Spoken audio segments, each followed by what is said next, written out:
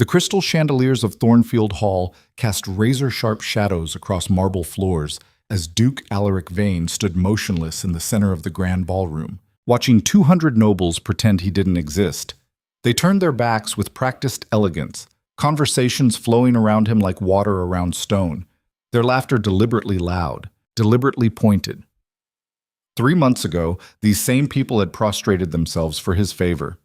Tonight, they treated him like a plague carrier. And Alaric, hand resting on the silver head of his walking stick, felt something cold and predatory settle in his chest. Because isolation didn't weaken him, it clarified him. Stay with me through this entire story. Watch how power really works when everything gets stripped away. And if you're from London, Edinburgh, or anywhere that understands what true dominance looks like, drop your city in the comments and hit that like button. You're about to see how a duke dismantles an entire social order without raising his voice. The morning had started with precision, as all of Alaric's mornings did. He woke at 5:45 without an alarm, dressed in charcoal wool tailored so perfectly it looked like armor, and took his coffee black while reviewing estate reports that would have made lesser men weep. Thornfield Manor sprawled across 12,000 acres of highland territory, generating wealth through sheep, timber, whiskey distillation, and strategic investments in the railway expansion. The numbers were immaculate. Everything Alaric touched turned to controlled profit. His valet, Morrison, moved through the dressing room with the silence of a man who understood that efficiency was survival. "You want the gray waistcoat or the black today, Your Grace?" "The black. I'm attending the Pemberton auction this afternoon." Morrison's hands didn't falter, but Alaric caught the microscopic pause. The Pemberton estate liquidation was the social event of the season, old money hemorrhaging assets while new money circled like sharks. It was also where Alaric would be measured, judged, and very likely challenged. "They'll be watching you," Morrison said quietly. "They're always watching, Morrison. That's the point." Alaric descended the main staircase at precisely 7:30, his footsteps echoing through halls lined with portraits of Vanes who had ruled these lands for 3 centuries. Every face carried the same sharp features, the same cold gray eyes, the same expression of absolute certainty. He was the latest in a line of men who bent the world to their will through sheer refusal to compromise. The breakfast room was empty except for Mrs. Halloway, his head housekeeper, who had set out his meal with military precision. Poached eggs, dry toast, sliced pears. No deviation, no surprises. "The staff is anxious, Your Grace," she said without preamble. Mrs. Halloway was 60, built like a fortress, and the only person in the household who spoke to him without flinching. "The rumors from Edinburgh have reached the kitchens." "What rumors specifically?" "That you've lost favor with the Duke of Rothesay, that the investments in the southern mills have collapsed, that you'll be forced to sell Thornfield within the year." Alaric cut into his egg with surgical precision. "And do you believe these rumors, Mrs. Halloway?" "I believe that sharks smell blood in the water, Your Grace. And I believe you didn't build this empire by being weak." "No, I built it by being necessary." He finished his breakfast in silence, reading the morning correspondence that Morrison had arranged by priority. 3 letters from business associates carefully distancing themselves from recent ventures. 2 invitations rescinded with elaborate apologies. 1 note from his solicitor warning that political allies were reconsidering their positions. The infrastructure of power was crumbling, and Alaric knew exactly why. 6 weeks ago, he'd made a decision that violated every unwritten rule of aristocratic conduct.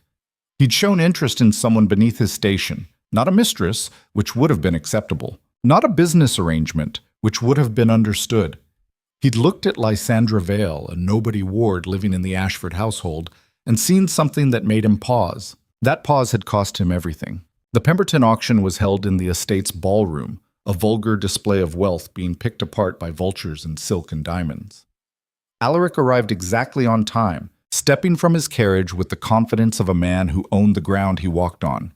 Heads turned, conversations stopped. Then, deliberately, people looked away. Lord Ashford, a bloated peacock drowning in inherited titles, was the first to cut him directly. He turned his back mid-conversation, laughing loudly at something his companion said, making sure everyone noticed the snub. Alaric felt nothing. Emotion was inefficient. He positioned himself near the auctioneer's platform, studying the room with the detachment of a general surveying a battlefield. The Pemberton family stood clustered near the window, watching their legacy get dismantled lot by lot. Young Pemberton looked like he might vomit. His mother kept her chin high, but her hand shook. Alaric understood bankruptcy. He'd weaponized it against 7 competitors in the last decade alone. The auction began with furniture, then paintings, then the truly valuable items, land deeds, mineral rights, shares and shipping concerns. Alaric bid strategically, driving prices up before withdrawing, forcing his enemies to overpay for assets they didn't actually want. It was economic warfare conducted with raised fingers and bored expressions. That's when he saw her. Lysandra Vale stood at the edge of the room, partially hidden behind a marble column, wearing a dress that was expensive but outdated, clearly a hand-me-down from whatever Ashford woman had discarded it. She wasn't watching the auction. She was watching the people, her dark eyes tracking the social dynamics with an intelligence that most of these fools would never recognize. She didn't belong here. The Ashfords had brought her as decoration, a ward to parade around as evidence of their charitable nature, then ignore completely. Alaric had seen her at exactly 3 previous events, always in the background, always silent, always observing. Today, she looked furious. Their eyes met across the crowded room, and something shifted in her expression. Not fear, which he was accustomed to. Not calculation, which he could have respected. Something closer to recognition, like she saw exactly what he was doing and found it contemptible. Alaric felt his attention sharpen. The auction continued for another 90 minutes, but he stopped participating. Instead, he watched Lysandra navigate the social minefield with practiced invisibility. She fetched drinks for Lady Ashford, stood silently while being introduced to people who looked through her like glass, and maintained an expression of polite neutrality that Alaric recognized as pure survival instinct. She was a ghost in a room full of people who prided themselves on seeing everything. When the auction concluded, the crowd dispersed into smaller groups, conducting business while pretending to socialize. Alaric moved through them like a shark through shallow water, noting every turned shoulder, every conversation that died when he approached, every smile that didn't reach the eyes. "Lord Pemberton," he said, stopping beside the young man who'd just lost his inheritance. A word. Pemberton startled, then recovered with visible effort. "Your Grace, the mineral rights to your northern holdings. I outbid Rothsey by £3,000, but I'm prepared to sell them back to you at cost if you agree to exclusive contracts with my shipping concerns for the next 5 years." The room had gone silent around them. This was charity, which was weakness, which was unacceptable. Pemberton's eyes widened, recognizing the lifeline for exactly what it was. Your Grace, I don't know what to say. Say yes or no. I don't traffic in gratitude. Yes. God, yes, of course. My solicitor will contact you tomorrow." Alaric walked away before Pemberton could stammer further thanks, aware that he'd just made another mistake according to the social calculus that governed these people. You didn't help the fallen. You stepped on their necks. He found Lysandra near the refreshment table, standing alone while Lady Ashford held court 20 feet away. Up close, he could see the details they'd tried to hide. The dress was altered to fit her, but the fabric was wrong for her coloring. Her hair was pinned in a style that was fashionable 3 seasons ago. Her shoes were good quality, but worn at the heels. Everything about her presentation screamed second class, unwanted, tolerated at best. "Miss Vale," he said. She turned, and he saw the exact moment she recognized him. Her posture shifted, becoming somehow both more rigid and more ready, like a fighter preparing for impact. "Your Grace." Her voice was low, controlled, with an accent she'd clearly worked to smooth away. The faint burr of Highland Scots underneath the carefully cultivated English. "You don't seem to be enjoying the festivities." "I'm not here to enjoy them." "No. You're here to be displayed and dismissed, like the furniture they just sold." Her eyes flashed. That's remarkably observant for someone who just participated in the same performance. Alaric felt something unfamiliar stir in his chest. Amusement, maybe. Or challenge. "The difference, Miss Vale, is that I chose my role. You had yours assigned. And yet here we both are, playing our parts." She met his gaze without flinching. "Tell me, Your Grace, does the performance ever get exhausting? Every single day?" The words were out before he could stop them, honest in a way he never allowed himself to be. Lysandra's expression shifted, something softening around her eyes, and Alaric realized he'd made a catastrophic tactical error. He'd shown her the truth. Before he could recover, Lady Ashford's voice cut through the murmur of conversation like a blade. "Lysandra, Come here at once. Lysandra's face went blank, that careful neutrality sliding back into place. If you'll excuse me, Your Grace. She moved away without waiting for dismissal, and Alaric watched her cross the room to where Lady Ashford waited with 3 other women, all of them draped in jewels and judgment. He saw Lady Ashford's hand grip Lysandra's arm, saw the slight wince Lysandra couldn't quite hide, saw the way she lowered her head in automatic submission. And Alaric felt rage, clean and cold, settle into his bones. He'd spent 38 years building an empire on the principle that everything could be controlled through sufficient application of will and strategy. He'd crushed competitors, dominated markets, and bent an entire social class to his vision of how power should function. But watching Lysandra Vale being treated like property awakened something primitive in him, something that had nothing to do with strategy and everything to do with the simple, brutal fact that some things were wrong. The evening reception was even worse than the auction. The nobility of Edinburgh and the surrounding territories gathered in the Pemberton ballroom, transforming the scene of financial devastation into a celebration of their own survival. Alaric stood near the bar, drinking whiskey that cost more than most families earned in a year, and watched the social machinery grind Lysandra Vale into dust. She served. That was her function. She carried drinks, delivered messages, stood silently while being discussed like furniture. At one point, he watched Lord Ashford's eldest son, a walking embodiment of aristocratic entitlement named Sebastian, back her into a corner with clear predatory intent. Lysandra kept her expression neutral, but her hands clenched in her skirts. Alaric was moving before he made the conscious decision to intervene. "Sebastian," he said, his voice cutting through the younger man's alcohol-fueled proposition. "Your father is looking for you. Something about the hunting arrangements for tomorrow." Sebastian turned, saw who had interrupted him, and his face went through a fascinating series of expressions. Confusion, recognition, barely concealed contempt, then forced politeness. "Your Grace, I wasn't aware you'd be joining the hunt." "I won't be. But your father seems to think you should." It was a lie, delivered with such absolute confidence that Sebastian had no choice but to accept it. He shot one last look at Lysandra, promising future attention, then stumbled away toward the card room. Alaric turned to Lysandra, who was staring at him with something between gratitude and suspicion. "You didn't have to do that," she said quietly. "No, I didn't." "Why did you—" "Because he was treating you like property, and I find that offensive." Her laugh was bitter, almost silent. "Your Grace, I am property. I'm a ward with no family, no dowry, no prospects. The Ashfords house me out of obligation to a dead cousin, and in return, I make myself useful. That's the arrangement. That's not an arrangement. That's indentured servitude. Welcome to aristocracy." She started to move past him, then stopped. "But thank you. Even if it was pointless. It wasn't pointless if it prevented something worse. Something worse happens every day. You just don't see it." She walked away before he could respond, disappearing into the crowd with practiced invisibility. But her words lodged in Alaric's mind like shrapnel, sharp and impossible to ignore. The rest of the evening proceeded according to the predictable patterns of aristocratic entertainment. Men discussed politics and money while pretending to care about neither. Women orchestrated social positioning through carefully calibrated compliments and cuts. Everyone drank too much and said too little.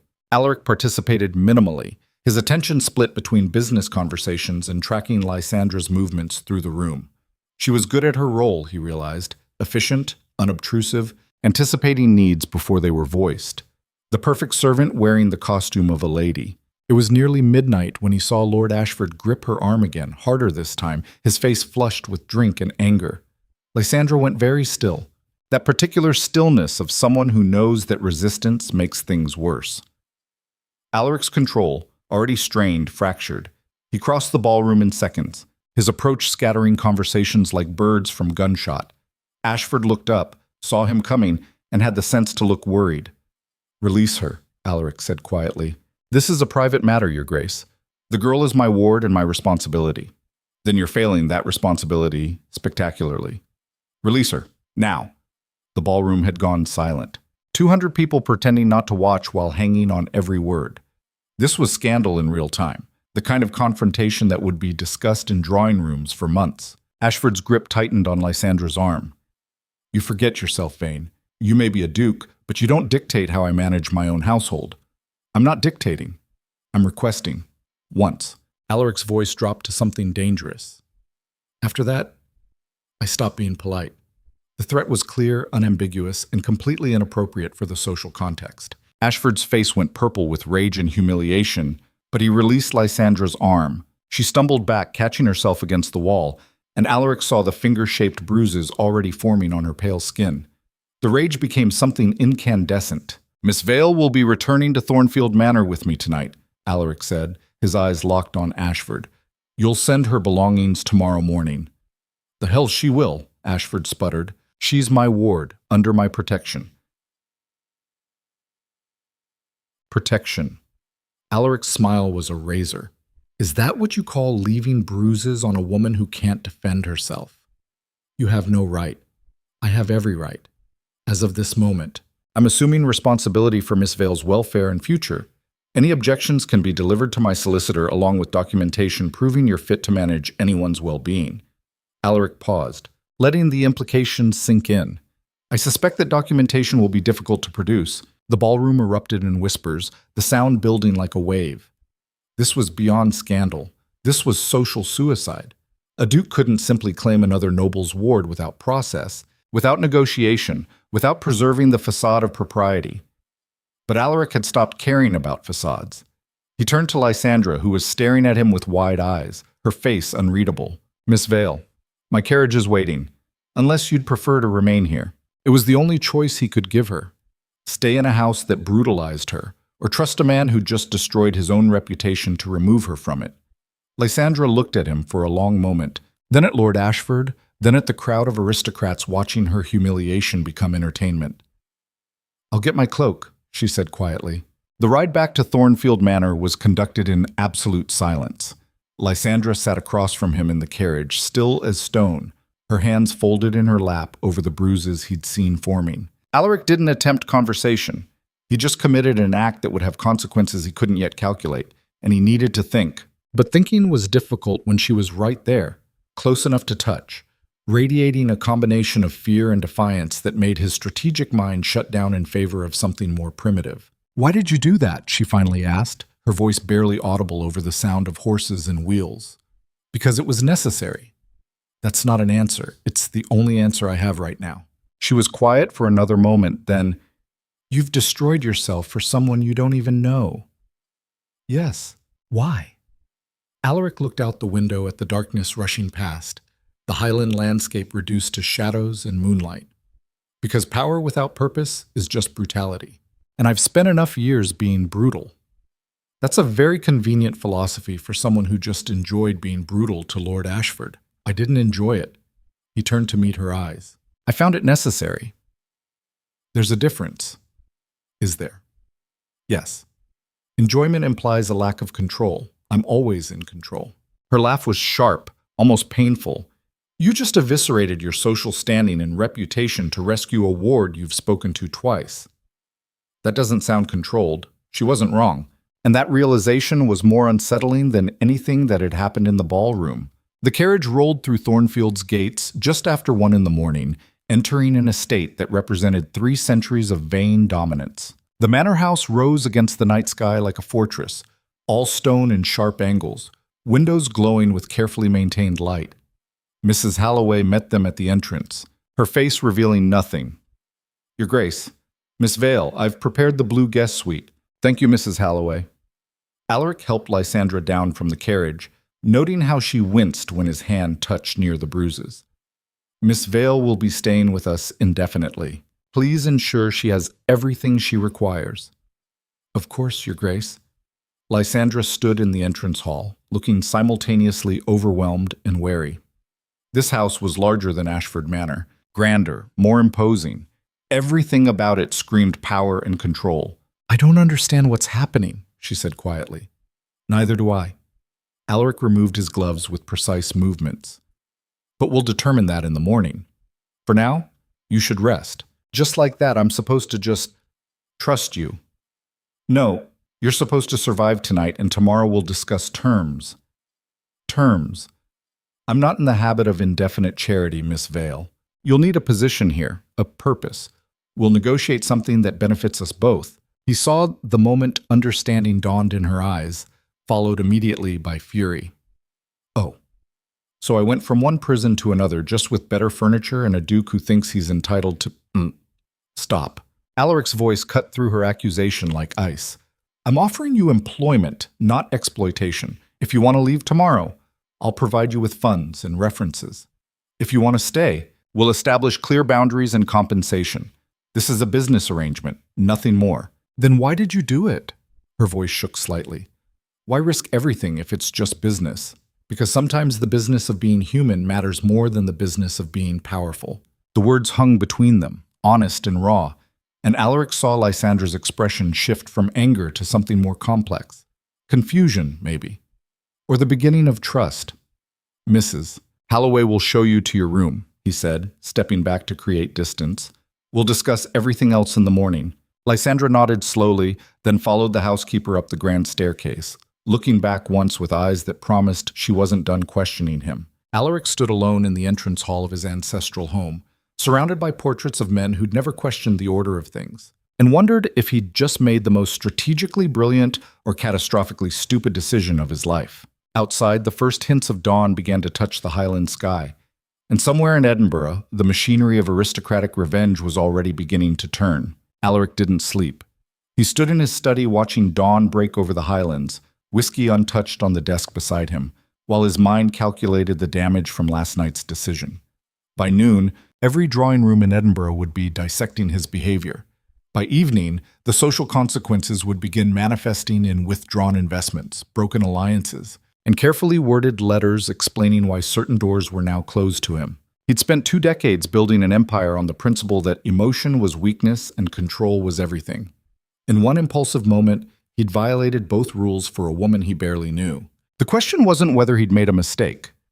The question was whether he cared. Morrison entered at 6 precisely, carrying fresh coffee and the morning correspondence. The stack was thinner than usual, which told Alaric everything he needed to know about how fast the news had traveled. 12 letters, Your Grace. Morrison's voice was carefully neutral. 7 are from business associates requesting meetings to discuss urgent matters. 3 are social invitations being rescinded. 2 are from your solicitor. And the last one, from the Duke of Rothsay. Morrison paused. It was delivered by special courier at 5 this morning. Alaric opened Rothsay's letter first, reading the precisely crafted sentences that managed to convey both shock and strategic distance. Rothsay was pulling support from their joint railway venture, citing concerns about Alaric's judgment and the need to protect his own family's reputation.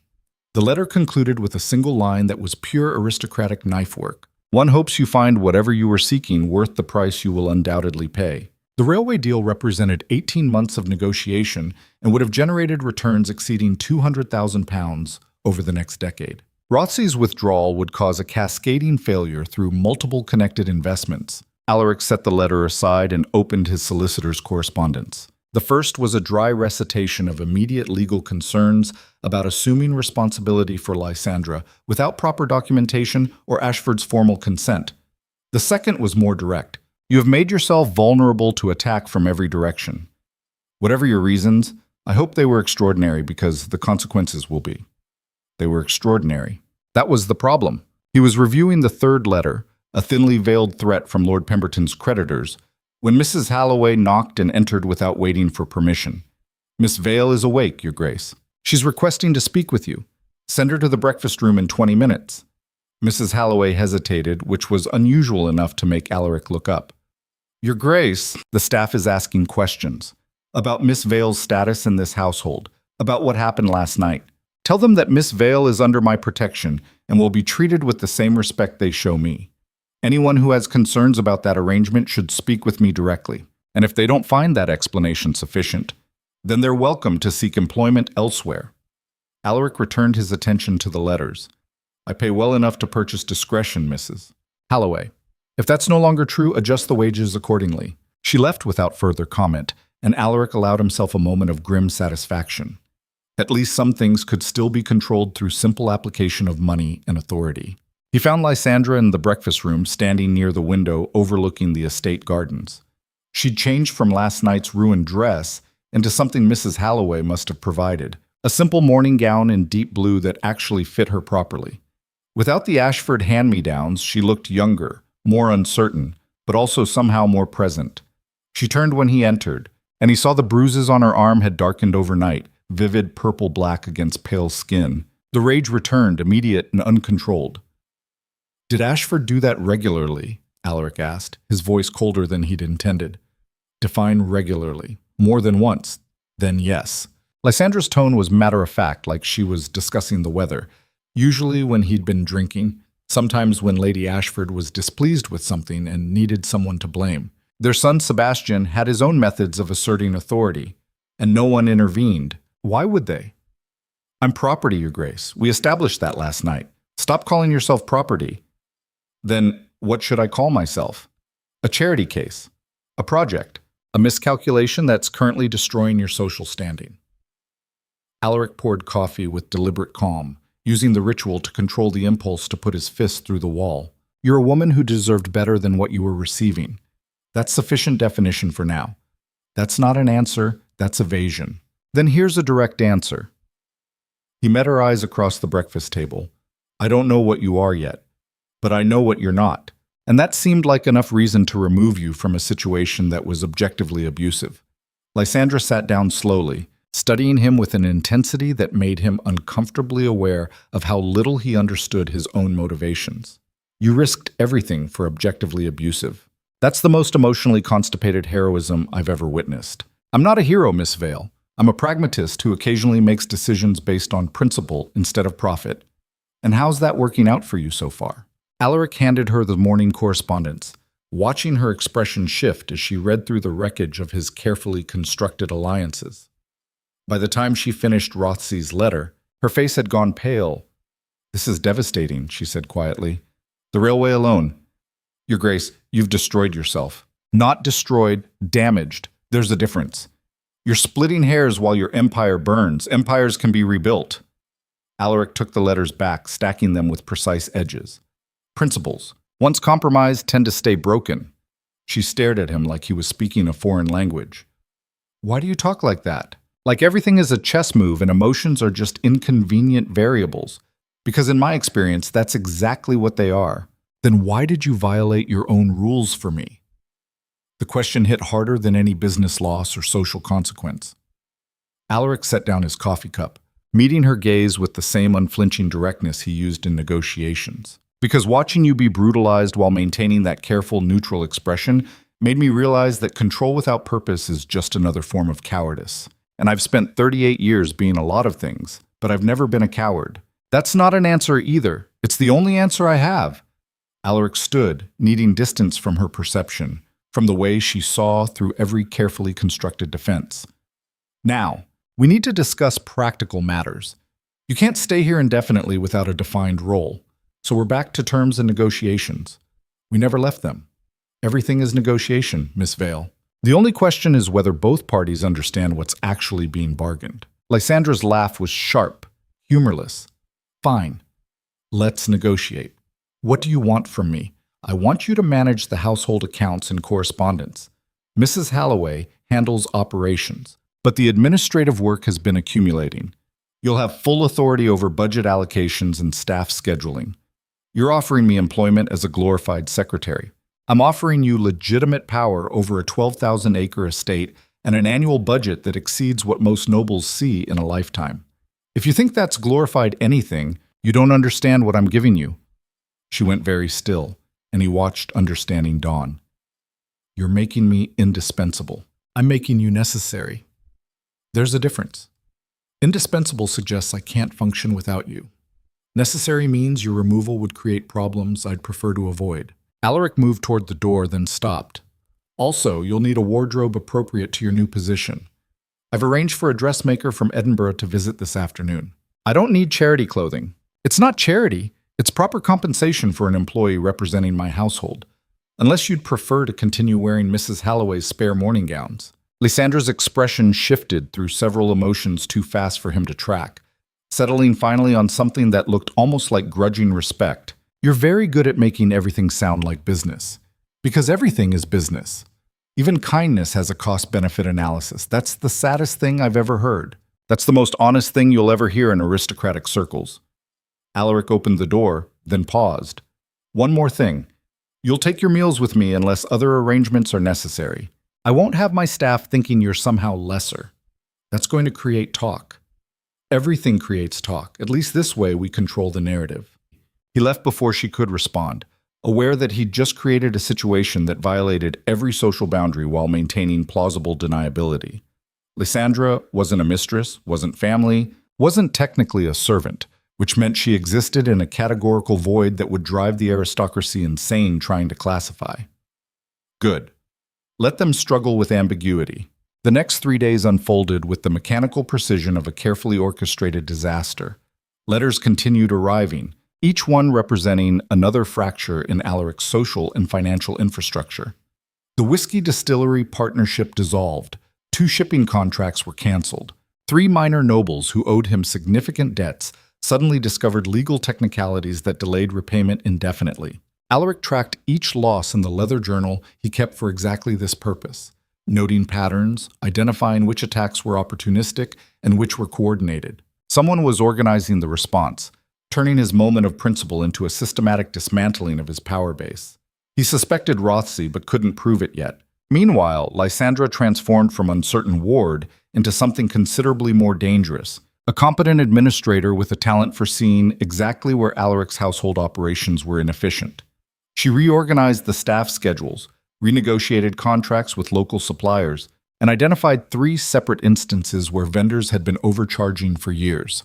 Within 72 hours, she'd saved the estate more than her annual salary would have cost. "You're terrifyingly good at this," Alaric observed, reviewing her revised budget proposals in his study while she stood across the desk like a general presenting battle plans.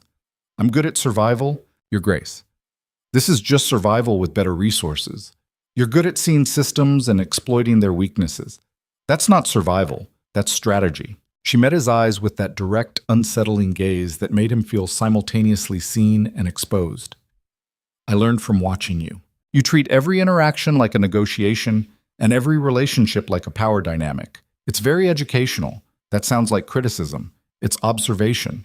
I haven't decided yet if it's criticism." Their conversations had developed this pattern, sharp exchanges that walked the line between professional discussion and something more personal. Alaric found himself looking forward to these verbal sparring matches with an anticipation that had nothing to do with business efficiency. That should have been a warning sign. It wasn't. On the 4th morning, Lord Ashford arrived unannounced, his carriage thundering through Thornfield's gates with the aggressive speed of someone looking for confrontation. Alaric was in the stable yard inspecting a new breeding mare when Morrison came running with the news. "Ashford's here, Your Grace. He's demanding to see you immediately.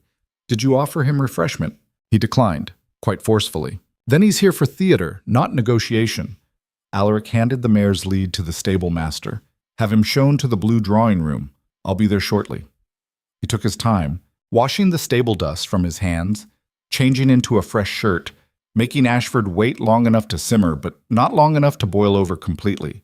Control was about timing as much as action. When he entered the drawing room, Ashford was pacing near the fireplace, his face florid with barely contained rage. The moment he saw Alaric, he started talking. "You have humiliated me in front of the entire noble class, destroyed my family's reputation, and stolen my ward without legal authority. I demand her immediate return and a formal apology before witnesses."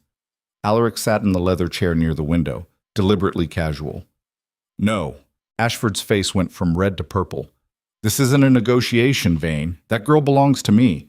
I have legal documentation proving guardianship, documentation that doesn't negate the physical evidence of abuse." Alaric's voice stayed level, almost bored. "If you'd like to pursue this legally, I'm happy to have my solicitor present the bruises, the witness testimony from your own servants, and the rather extensive record of neglect. We can do this publicly if you prefer." "You're bluffing. No servants would testify against me. No servants who want to remain in your employment would testify. But I'm prepared to offer very generous compensation to anyone willing to speak honestly about conditions in your household." Alaric leaned forward slightly. "How many do you think would take that offer, Ashford?" "All of them. Half. Even one would be sufficient." The silence stretched between them, heavy with threat and calculation. Ashford's hands were shaking, either from rage or fear, possibly both. "Why?" he finally asked, his voice dropping to something almost human. Why risk everything for a nobody ward with no connections, no prospects, nothing to offer you? Because she deserved better than what you were providing. That's not a reason, that's sentiment. You don't operate on sentiment. No. I operate on principle. And my current principle is that power used to brutalize the helpless is power that deserves to be challenged. Ashford laughed, bitter and ugly. You've destroyed yourself over a principle. The entire noble class is turning against you. Your investments are collapsing. Within 6 months, you'll be ruined, and for what? A girl who will never be accepted in society, who will always be marked as the reason you fell. Perhaps. Alaric stood, signaling the conversation was over. But I'll fall knowing I was right. You'll continue standing knowing you were cruel. I prefer my position. This isn't over. Yes, Ashford, it is. If you come to my property again, I'll have you removed by force. If you attempt legal action, I'll bury you in documentation of your failures as a guardian. If you spread rumors about Miss Vale, I'll respond by spreading facts about you. Your best option is to accept this situation quietly and hope I don't decide to make your life significantly worse. You can't threaten me. I'm a lord of the realm. And I'm a duke who's decided he doesn't particularly care about maintaining polite fictions anymore. Alaric moved to the door, opening it to reveal Morrison waiting in the hall. See Lord Ashford out. If he returns, he's trespassing. Ashford left with threats and bluster, but Alaric saw the fear underneath. He'd won this particular confrontation, but the war was just beginning. He found Lysandra in the library, theoretically reviewing household accounts, but actually staring out the window toward the drive where Ashford's carriage was disappearing. She didn't turn when he entered. I heard shouting, she said quietly. Ashford attempting to reassert authority he no longer possesses. And did you disabuse him of that notion? Thoroughly. She finally turned, and her expression was complex, layered with emotions he couldn't immediately parse. You threatened a lord of the realm for me. I stated facts and probable consequences. If he chose to interpret that as threat, that's his concern. Stop doing that. Doing what? Making everything sound like cold calculation when we both know it wasn't. Lysandra crossed the room until she was close enough that he could see the gold flecks in her brown eyes. You're furious.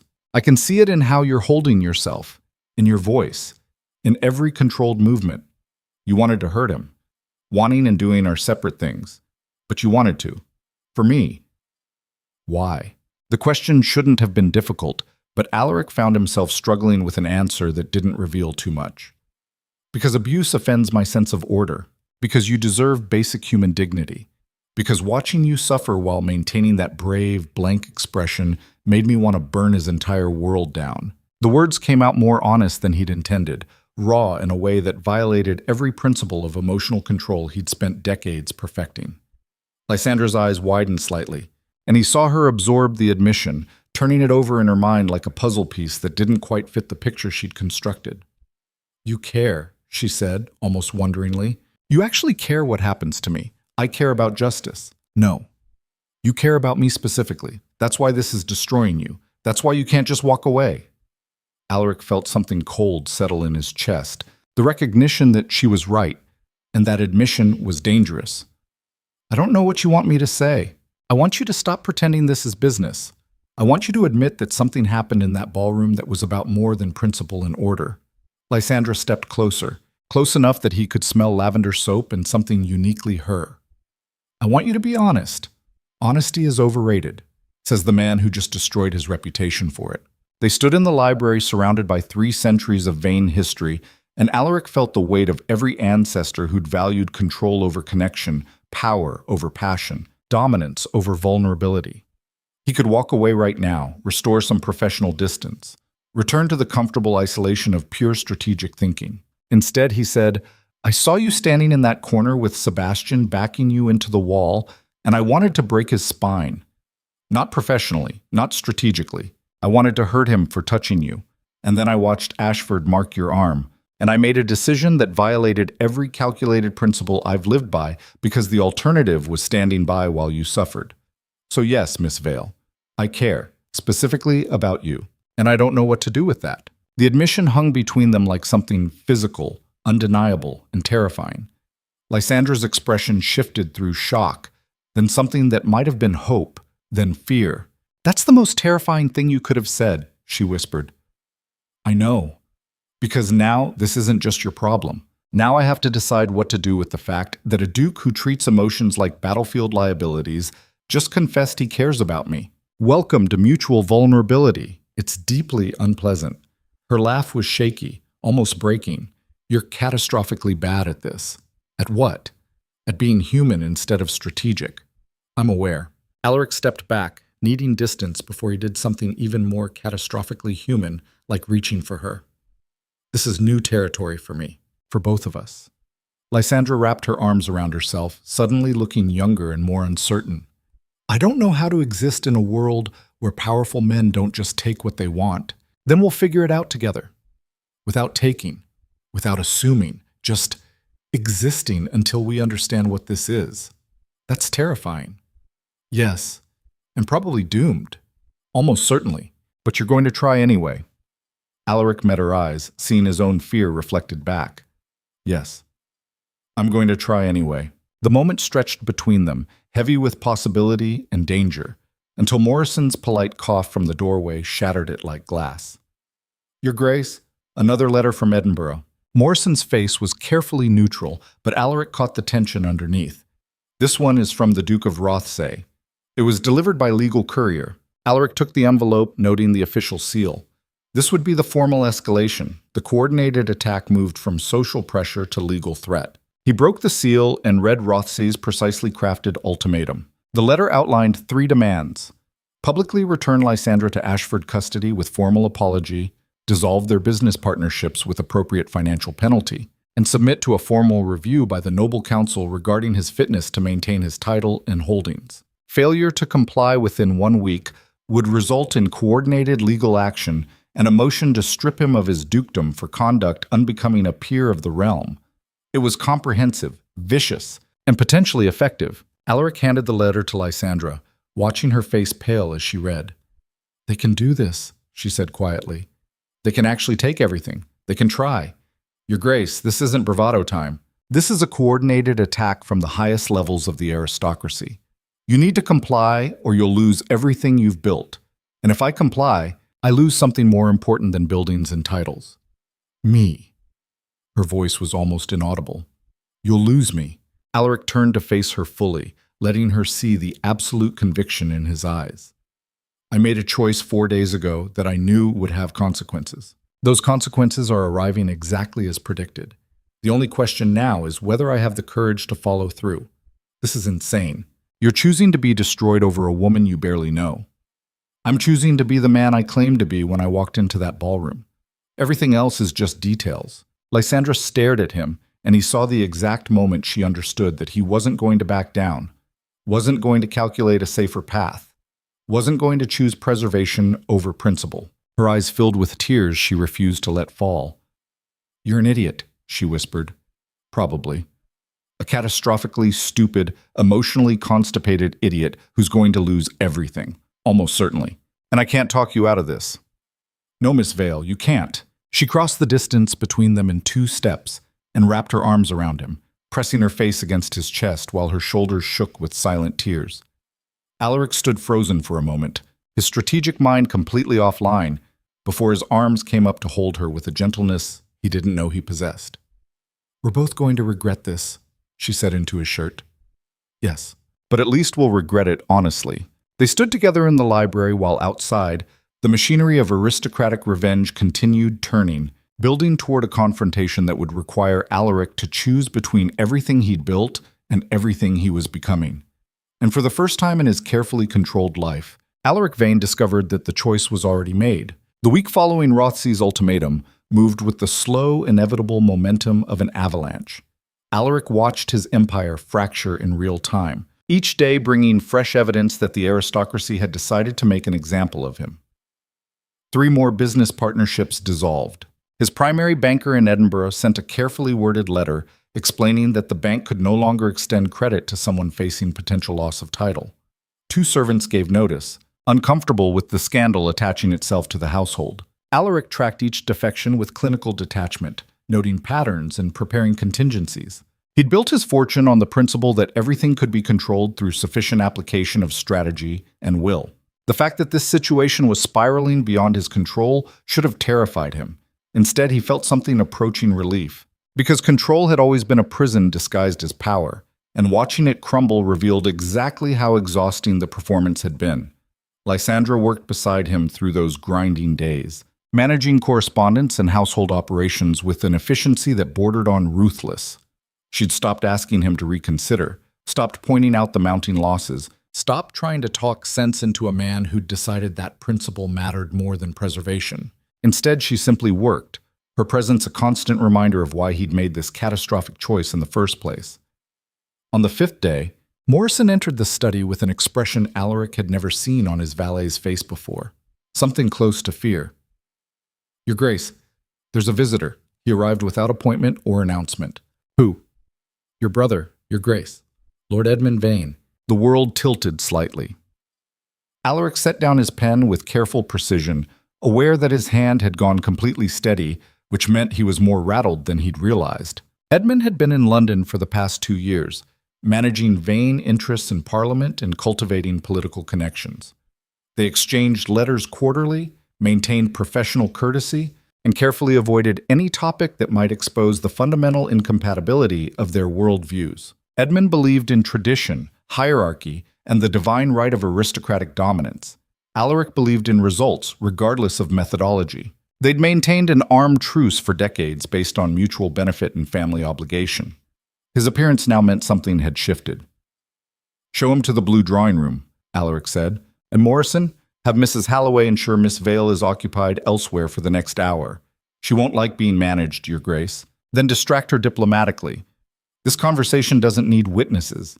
Edmund was standing near the fireplace when Alaric entered, studying a portrait of their father with the same critical expression the old duke had worn while inspecting livestock. He turned when Alaric closed the door, and the resemblance was jarring. Same sharp features, same cold gray eyes, same rigid posture that broadcast authority and judgment in equal measure. The difference was that Edmund still believed the performance mattered. "Brother," Edmund said, his voice carrying that particular upper-class accent that transformed every word into subtle condescension. "I came as soon as I heard about your recent difficulties." Difficulties. That's diplomatic phrasing for social suicide. I prefer to think of it as a temporary lapse in judgment that can still be corrected. Edmund moved to the sidebar, pouring whiskey without asking permission, completely at ease in a house he hadn't visited in 3 years. "The question is whether you're willing to correct it. That depends on what correction looks like." Edmund handed him a glass, then sat in the leather chair near the window, the same position Alaric had used when intimidating Ashford. The reversal of power dynamics was deliberate and obvious. "You returned the girl to Ashford with appropriate apologies," Edmund began, his tone suggesting he was discussing weather rather than dismantling someone's life. "You issue a public statement acknowledging that your actions were precipitous and driven by incomplete information. You accept Rothesay's terms regarding the dissolved partnerships, including the financial penalties.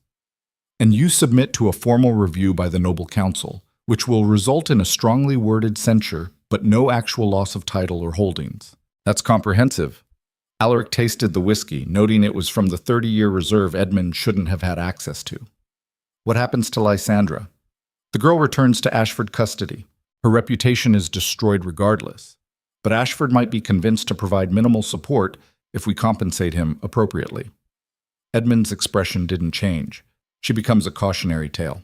"You become a man who made a mistake and had the wisdom to correct it. And if I refuse, then the Noble Council proceeds with formal action to strip your title and confiscate your holdings. The legal precedent exists for removing a duke who demonstrates conduct unbecoming his station. Rothesay has spent the last week building a coalition specifically for this purpose." Edmund leaned forward slightly. "They will destroy you, Alaric, completely and publicly. Every asset will be seized, every business connection severed, every door closed. You'll be financially ruined and socially exiled." The threat was delivered with the casual precision of someone describing an inevitable weather pattern. Edmund wasn't gloating or angry. He was simply stating facts. "You seem remarkably well informed about Rothesay's plans," Alaric observed. Edmund's smile was thin, cold, and absolutely devastating, "because I helped him develop them." The words hung in the air like poisoned gas, slowly filling the room while Alaric's strategic mind processed the implications. His brother, his blood, The person who should have been his final ally in a world built on family loyalty and inherited obligation had engineered his destruction. Why? Alaric finally asked, his voice unnaturally calm. Because you were always going to self-destruct eventually. Edmund set down his glass with precise finality. Your entire philosophy is built on the fantasy that individual will can override social structure, that personal conviction matters more than collective stability. You've spent 2 decades proving that approach can generate wealth and influence, but you were always one principled decision away from catastrophic failure. I simply waited for that decision and then capitalized on it. The clinical detachment in Edmund's voice was familiar because Alaric heard the same tone in his own strategic calculations.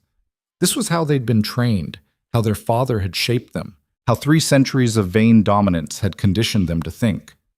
People were variables. Relationships were transactions. Family was just another form of strategic alliance. Alaric had believed that philosophy completely until he'd watched Lysandra maintain dignity while being brutalized and realized that some things actually mattered more than winning. Edmund had never learned that lesson, and now he was using Alaric's moment of humanity to consolidate his own power.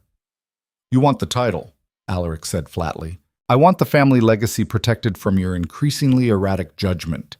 Edmund stood, smoothing his waistcoat with meticulous care.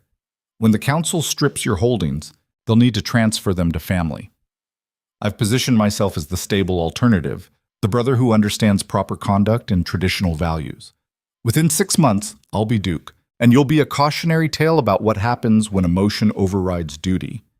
This was planned before the ballroom incident. This was planned the moment you started making decisions based on sentiment instead of strategy. The girl was just the catalyst. Edmund moved toward the door, then paused. You have until tomorrow evening to accept the terms. After that, the formal proceedings begin and your options disappear completely. And if I fight, then you lose everything, including the illusion that your principles matter. Edmund's expression was almost pitying. You can't win against the entire aristocratic structure, brother. No one can. The moment you chose a nobody ward over social cohesion, you became expendable. I'm simply the mechanism of your expulsion. He left without waiting for response, his footsteps echoing through the hall with the confident rhythm of someone who'd already won. Alaric stood alone in the drawing room, whiskey untouched in his hand, while his mind processed the complete collapse of everything he'd believed about loyalty, family, and the minimal decency he'd assumed existed even in their cold, transactional world. His brother had betrayed him, not in anger, jealousy, or even greed. In calculated strategy, using Alaric's own methods against him, exploiting the exact moment of vulnerability that proved Edmund's fundamental thesis about the dangers of human connection. And the worst part was that Edmund was probably right. You couldn't fight the entire system. Individual will couldn't override collective power. Principle didn't defeat coordinated destruction. Alaric had spent 38 years proving that control and strategy could overcome any obstacle. Now he was discovering the limits of that philosophy. And those limits looked exactly like losing everything he'd built because he'd chosen to care about one person more than he cared about winning. The question was whether that choice still mattered when it cost him everything. He found Lysandra in the library, pretending to review accounts while actually staring at nothing. She looked up when he entered, and whatever she saw in his face made her go pale. What happened? My brother visited. He's the one orchestrating the aristocratic response. Alaric poured himself whiskey from the library decanter, needing the burn to ground him. He wants the title, and he's using my decision to claim you as the justification to take it. Lysandra's hands clenched in her skirts. Your own brother is destroying you. He would argue he's saving the family from my increasingly poor judgment. Alaric drank, tasting ash and failure. And strategically, he's not wrong. I violated every principle of aristocratic conduct for someone the entire social structure considers worthless. That makes me a liability. Stop talking like that. She stood, crossing to where he stood by the window. Stop reducing everything to strategy and liability when what actually happened is your brother betrayed you out of pure ambition. Ambition is just strategy with a personal goal attached. No. Ambition wrapped in family betrayal is cruelty. Her voice shook slightly. He's your brother, Alaric. He's supposed to protect you, not engineer your destruction. We were raised to see family as another form of asset management. Edmund is simply better at that philosophy than I am. Alaric met her eyes, seeing his own devastation reflected back. He didn't let sentiment interfere with optimal outcomes. And you did, because you're human underneath all that control. Because you saw someone suffering and chose to care more about that than about winning, which proves Edmund's point about the dangers of emotional decision-making. Lysandra slapped him. The crack of her palm against his face was sharp, shocking, and exactly what he needed to snap out of the dissociative spiral.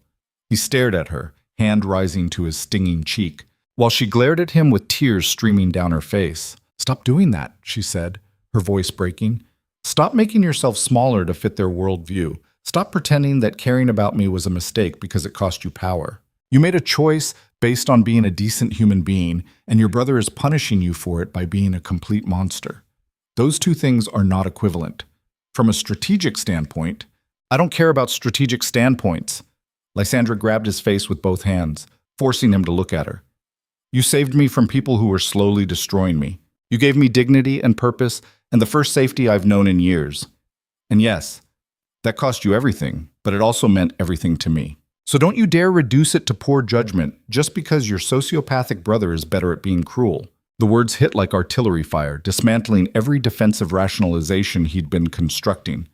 Alaric felt something crack in his chest, some fundamental piece of the armor he'd worn for so long it had become indistinguishable from skin. "I don't know how to fight this," he admitted, the words raw and honest. "I don't know how to win when the entire system is designed to crush exactly this kind of choice." "Then maybe winning looks different than you think." Lysandra's hands were still on his face, grounding him in something real. "Maybe winning is refusing to become what they want you to be, even if that refusal costs you everything. That's philosophical comfort, not tactical victory. Sometimes those are the same thing." Alaric pulled her closer, pressing his forehead against hers, breathing in lavender soap and determination and the scent of someone who'd survived worse than aristocratic games and come out still fighting. His entire strategic framework was collapsing, 3 decades of control giving way to something more chaotic and infinitely more human. "Edmund gave me until tomorrow evening to comply with their terms. Return you to Ashford, accept financial penalties, submit to formal censure. After that, they proceed with stripping my title and holdings." "And what did you tell him?" "Nothing yet. Because I wanted to ask you something first." He pulled back enough to see her face. "If I fight this, if I refuse their terms and let them destroy everything I've built, what happens to you? Where do you go when Thornfield is seized and I'm exiled from society?" "The same place I'd go if you abandoned me to save yourself." Lysandra's smile was sad, fierce, and absolutely certain. "Nowhere good, but at least I'd go there knowing someone chose me over their empire. That's more than I've ever had before. That's not a future, that's just different suffering, maybe. But it's honest suffering instead of comfortable cruelty. I'd rather starve with someone who sees me as human than live in luxury as someone's property." The simple, devastating truth of that statement cut through every remaining strategic calculation. Alaric had spent his entire life believing that outcomes mattered more than methods, that results justified any level of emotional distance, that control was the only thing separating civilization from chaos. Lysandra was teaching him that sometimes the method was the outcome, that how you achieved results determined whether they meant anything, that control without connection was just elaborate isolation. And he was discovering far too late that he preferred honest connection over lonely dominance. The decision should have been agonizing. Instead, it felt inevitable. "I'm going to refuse their terms," he said quietly. "You'll lose everything. Yes, your title, your holdings, your entire social position, all of it, and you're certain."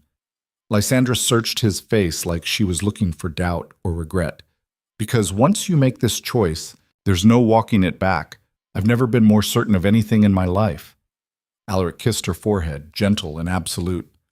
"They can take the title, the money, the estates, but they can't make me regret choosing you over maintaining their corrupt system. That's the most romantic thing anyone's ever said to me, and it's completely catastrophic. Welcome to my new operational philosophy." They stood together in the library while outside, the Highland afternoon shifted toward evening, and somewhere in Edinburgh, Edmund Vane prepared the final mechanisms that would destroy his brother completely. The endgame was in motion, and for the first time in his meticulously controlled life, Alaric had no strategy beyond refusing to compromise the one thing that actually mattered. That night, Alaric wrote his response to Rothschi's ultimatum. The letter was brief, direct, and absolutely uncompromising. He would not return Lysandra to Ashford custody. He would not apologize for removing someone from an abusive situation. He would not submit to review by a council that valued social cohesion over basic human decency. If they wanted his title and holdings, they would have to take them by force, and he would make that process as publicly ugly as possible. He sealed the letter with the Vane crest, aware that it might be the last time he had the authority to use that seal. Then he gave it to Morrison to deliver at first light. "Your Grace," Morrison said quietly, studying the sealed envelope like it might explode. "This is irrevocable." "Yes." "You're certain?" "I'm certain that I'd rather fall honestly than win by becoming someone I despise." Morrison's expression flickered with something that might have been respect. "Then I'm honored to have served you, Your Grace, regardless of what happens next." Alaric waited for the response he knew would come swiftly and viciously. It arrived 3 days later in the form of formal documents delivered by legal courier. The noble council had voted unanimously to strip Alaric Vane of his title, lands, and holdings based on conduct unbecoming a duke of the realm. All assets would be transferred to Edmund Vane within 30 days. Alaric had 1 week to vacate Thornfield Manor. The destruction was comprehensive, efficient, and exactly as devastating as Edmund had promised. In signing those documents, the aristocracy had erased 3 decades of Alaric's work as casually as correcting a ledger error. He read the papers in his study while Lysandra stood near the window, her face unreadable.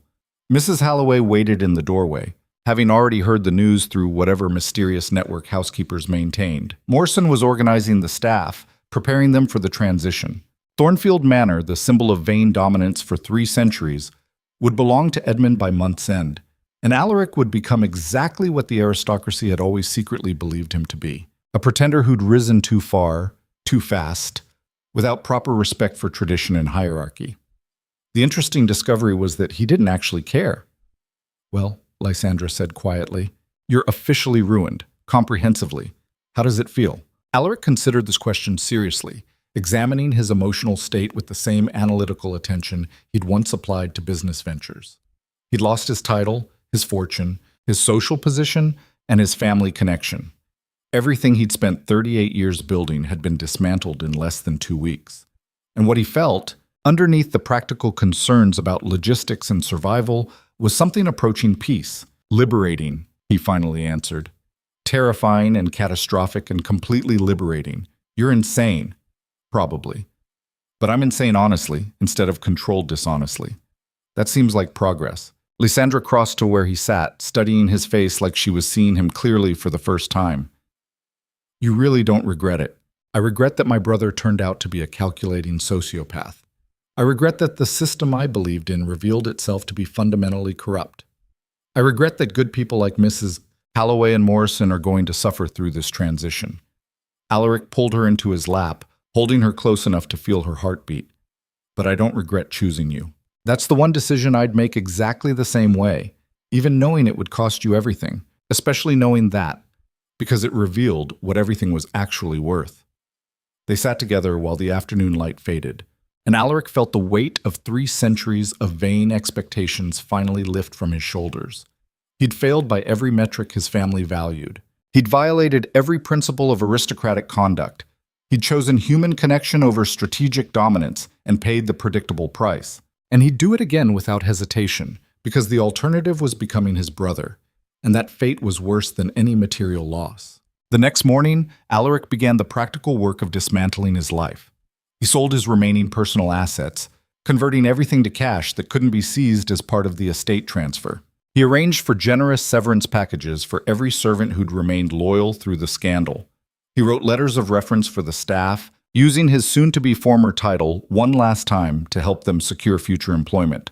Mrs. Halloway received enough money to retire comfortably.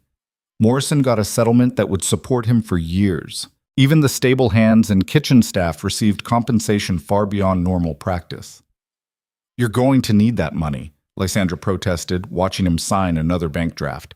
"You can't just give everything away." "I'm not giving it away. I'm ensuring that people who stayed loyal don't suffer for my choices." Alaric sealed the envelope, adding it to the stack Morrison would deliver. Besides, money was only ever useful for what it could accomplish. Right now, it accomplishes making sure good people land safely.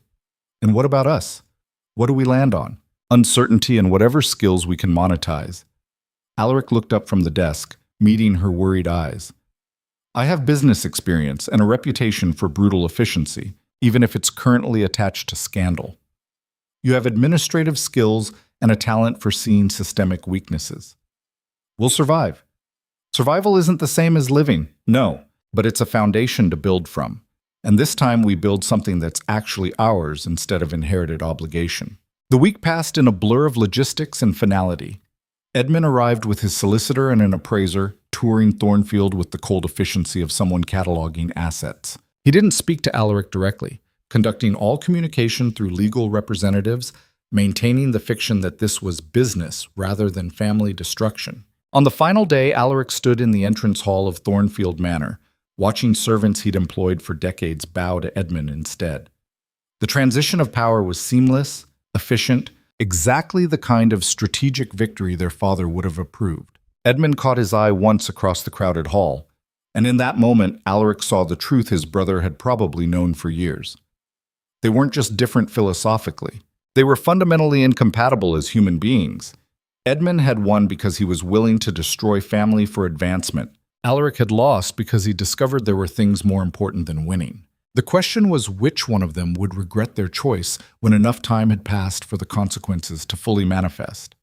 Alaric left Thornfield in a hired carriage with Lysandra beside him, 2 trunks of personal belongings, and enough money to support them for perhaps 6 months if they were careful.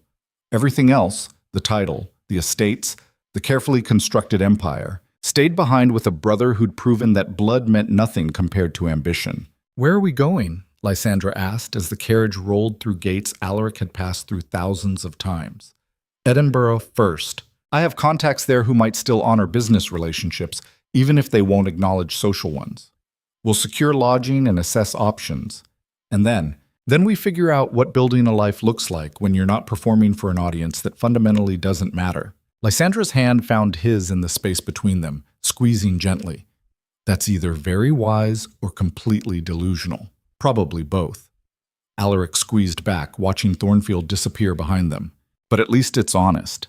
The carriage carried them toward Edinburgh and an uncertain future where nothing was guaranteed except that they'd chosen each other over everything else. And somewhere in that choice was either salvation or complete destruction. Alaric discovered he was willing to risk everything to find out which.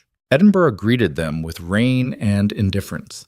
The city that had once opened every door for Duke Alaric Vane now treated him like any other anonymous traveler, invisible among the crowds that packed the narrow streets and smoky taverns. Alaric found lodging in a modest boarding house near the docks, 2 rooms that smelled of old wood and coal smoke, worlds away from Thornfield's marble halls. Lysandra stood at this rain-streaked window, watching ships move through the harbor, her reflection ghostly in the glass. This is what freedom looks like, small and damp and uncertain. Alaric set their trunks against the wall, cataloging the room's deficiencies with the same analytical attention he'd once applied to estate management. But ours. She turned, and he saw something fierce and fragile in her expression. "Are you trying to convince me or yourself?" "Both." He moved to stand beside her, looking out at the gray city that represented either salvation or slow destruction. "I spent 38 years believing that power came from dominance and control. Now I'm discovering it might come from choosing what matters and refusing to let go. That's a very romantic way of saying we're broken hunted. I prefer strategically flexible and ideologically committed." Her laugh was sharp, almost breaking. "You're still doing it, making everything sound calculated when what's actually happening is you're terrified." The accusation was accurate enough to sting. Alaric had spent 3 days maintaining perfect composure while his life disintegrated, treating each loss as a tactical adjustment rather than personal devastation. It was the only way he knew how to function when everything familiar had been stripped away. But Lysandra saw through performance to the truth underneath, and that visibility was both comforting and terrifying. "Yes," he admitted quietly, "I'm terrified. I have no title, no estate, no social position, and approximately 6 months of survival funds before we're destitute. My brother engineered my destruction, and the entire aristocracy applauded. I don't know how to be anything except what I was, and what I was doesn't exist anymore. So what are you now? I don't know yet. Someone trying to figure out if principles matter when they cost you everything." They stood together watching rain fall on a city that didn't care about fallen dukes or impossible choices, and Alaric felt something shift in his understanding of what strength actually meant. It wasn't control or dominance or the ability to bend others to your will. It was standing in the wreckage of everything you'd built and choosing to believe the destruction had been worth it. That realization should have been empowering. Instead, it was just exhausting. The first week passed in practical survival. Alaric contacted former business associates, testing which relationships might survive his fall from grace. Most doors closed politely, but firmly. The ones that opened did so with careful distance, willing to discuss potential ventures, but unwilling to be publicly associated with scandal. He met with a shipping merchant named McLeod, who'd built his fortune through ruthless efficiency and gave exactly zero concern for aristocratic opinion. They sat in a harborside tavern that smelled of fish and tar, negotiating over whiskey that tasted like turpentine. "I heard what happened," McLeod said, his Highland accent thick and unapologetic. "The nobles decided you needed reminding who actually runs this country, something like that, and you told them to go to hell by keeping the girl." McLeod grinned, showing teeth stained brown from tobacco. "That takes stones, Vane. Stupid stones, but stones nonetheless. I prefer principled conviction. Call it whatever helps you sleep." McLeod leaned back, studying Alaric with shrewd eyes. "Question is whether those principles translate to business sense. I don't hire based on charity or past reputation.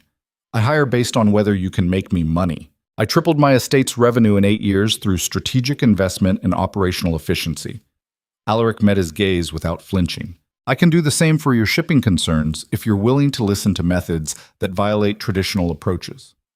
Traditional approaches are how rich men stay rich and poor men stay poor. I'm interested in approaches that shift those categories." McLeod poured more whiskey. "What are you proposing?" They talked for 3 hours, Alaric laying out a comprehensive plan to reorganize McLeod's shipping routes, renegotiate supplier contracts, and exploit gaps in the current market that larger companies were too rigid to capitalize on. It was the kind of strategic thinking he'd once applied to building an empire, now scaled down to survival economics. By the end, McLeod was nodding slowly. "This could work, if you're half as competent as you claim." "I'm exactly as competent as I claim.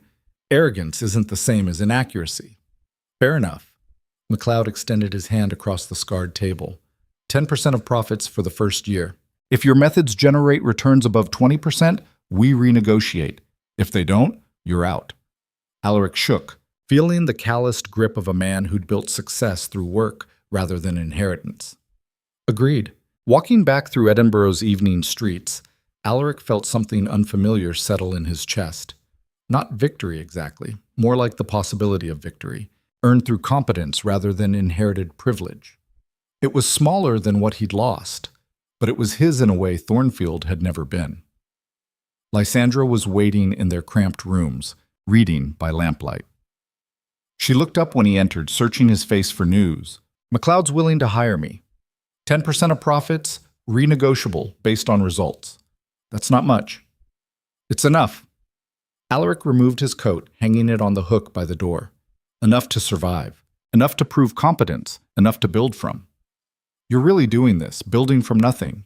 I'm building from something more valuable than inherited wealth. I'm building from capability and the knowledge that I can survive losing everything." She set down her book, standing to cross the small space between them. "That's either wisdom or desperation talking. Probably both." He pulled her close, breathing in the scent of her hair, grounding himself in the one choice he'd never regret. But at least it's honest. What neither of them anticipated was how quickly honest would become dangerous. The attack came 3 weeks later, brutal and precisely calculated. Alaric was walking back from the docks after a meeting with McLeod's suppliers when 3 men materialized from a side alley. They moved with professional efficiency. No warning, no demands, just immediate violence designed to cripple rather than kill.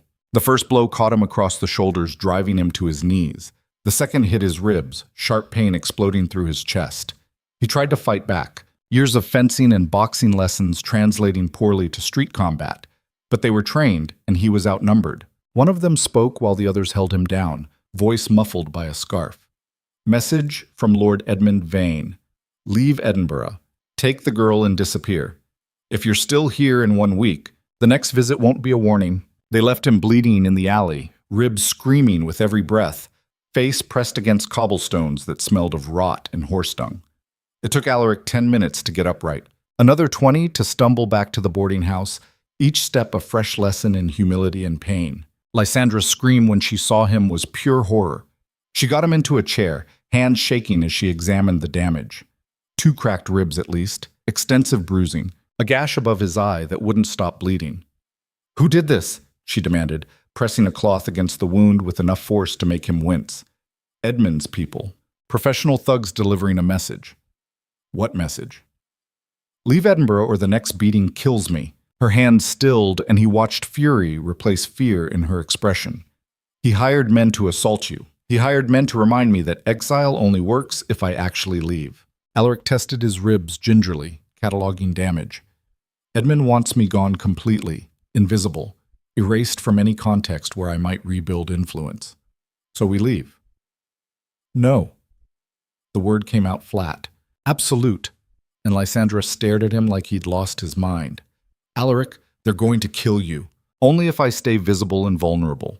If I disappear into Edinburgh's working class, become nobody worth tracking, Edmund loses interest. That's not a plan.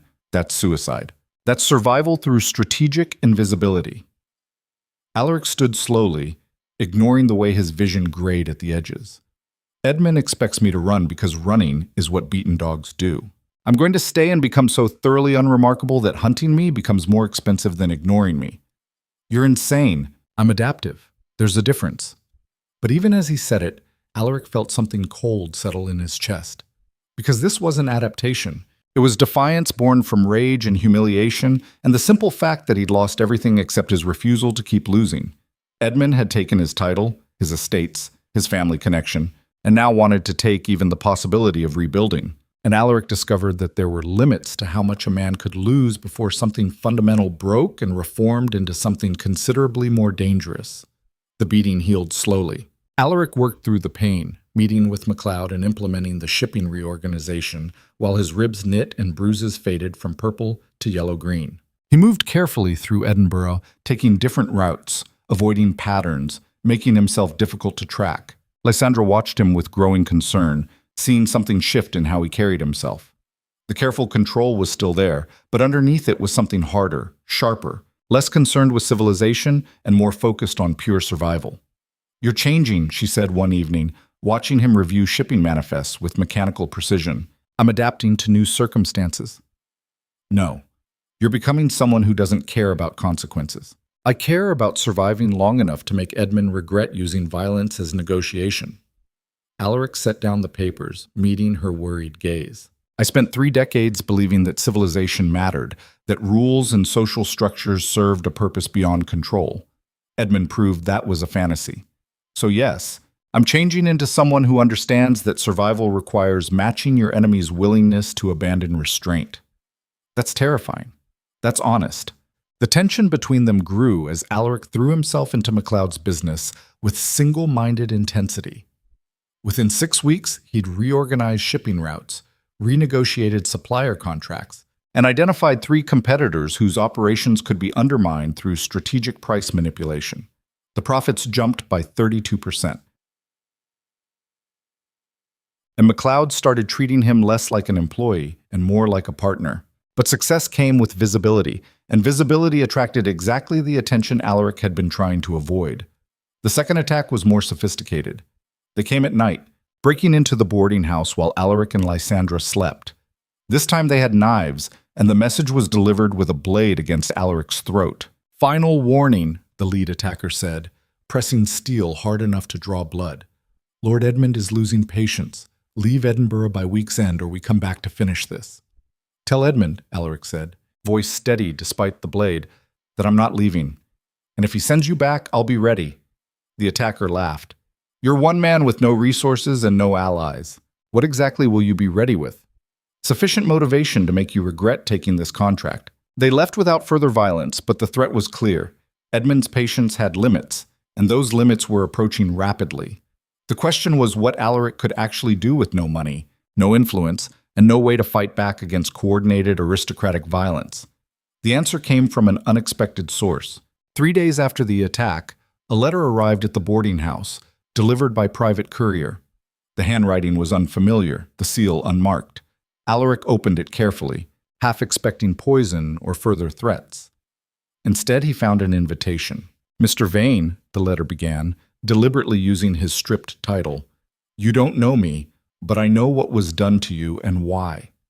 If you're interested in making your brother regret his ambition, meet me at the Black Swan Tavern tomorrow evening at 8. Come alone. Tell no one." It was unsigned, obviously dangerous, and exactly the kind of anonymous offer that got desperate men killed in alleys. Alaric read it 3 times, analyzing angles and probable traps, then told Lysandra he was going. She tried to stop him. "This is suicide. It's obviously a trap." "Probably. But it's also the first indication that someone might be willing to help. And I don't have the luxury of refusing potential allies. You have the luxury of not getting murdered for pride." "This isn't pride." Alaric pulled on his coat, checking that the small knife he'd started carrying was secure in his boot. "This is recognizing that defensive survival isn't working, and I need to shift to offensive strategy. You're talking like you're planning a war." "I'm planning to make Edmund understand that destroying me has consequences beyond his careful calculations. If that's war, so be it." He left before she could argue further, walking through Edinburgh's evening streets toward the Black Swan with the cold clarity of someone who'd finally stopped trying to rebuild what was lost and started focusing on making the people who took it pay. The Black Swan was exactly the kind of establishment where respectable people didn't go. Dark, smoke-filled, populated by dock workers and criminals who conducted business the law pretended not to see. Alaric entered at precisely 8, scanning the room until he spotted a figure in the back corner, face shadowed by a wide-brimmed hat. He approached cautiously, hand near the knife in his boot, and sat across from the stranger. The man looked up, and Alaric felt shock hit like cold water.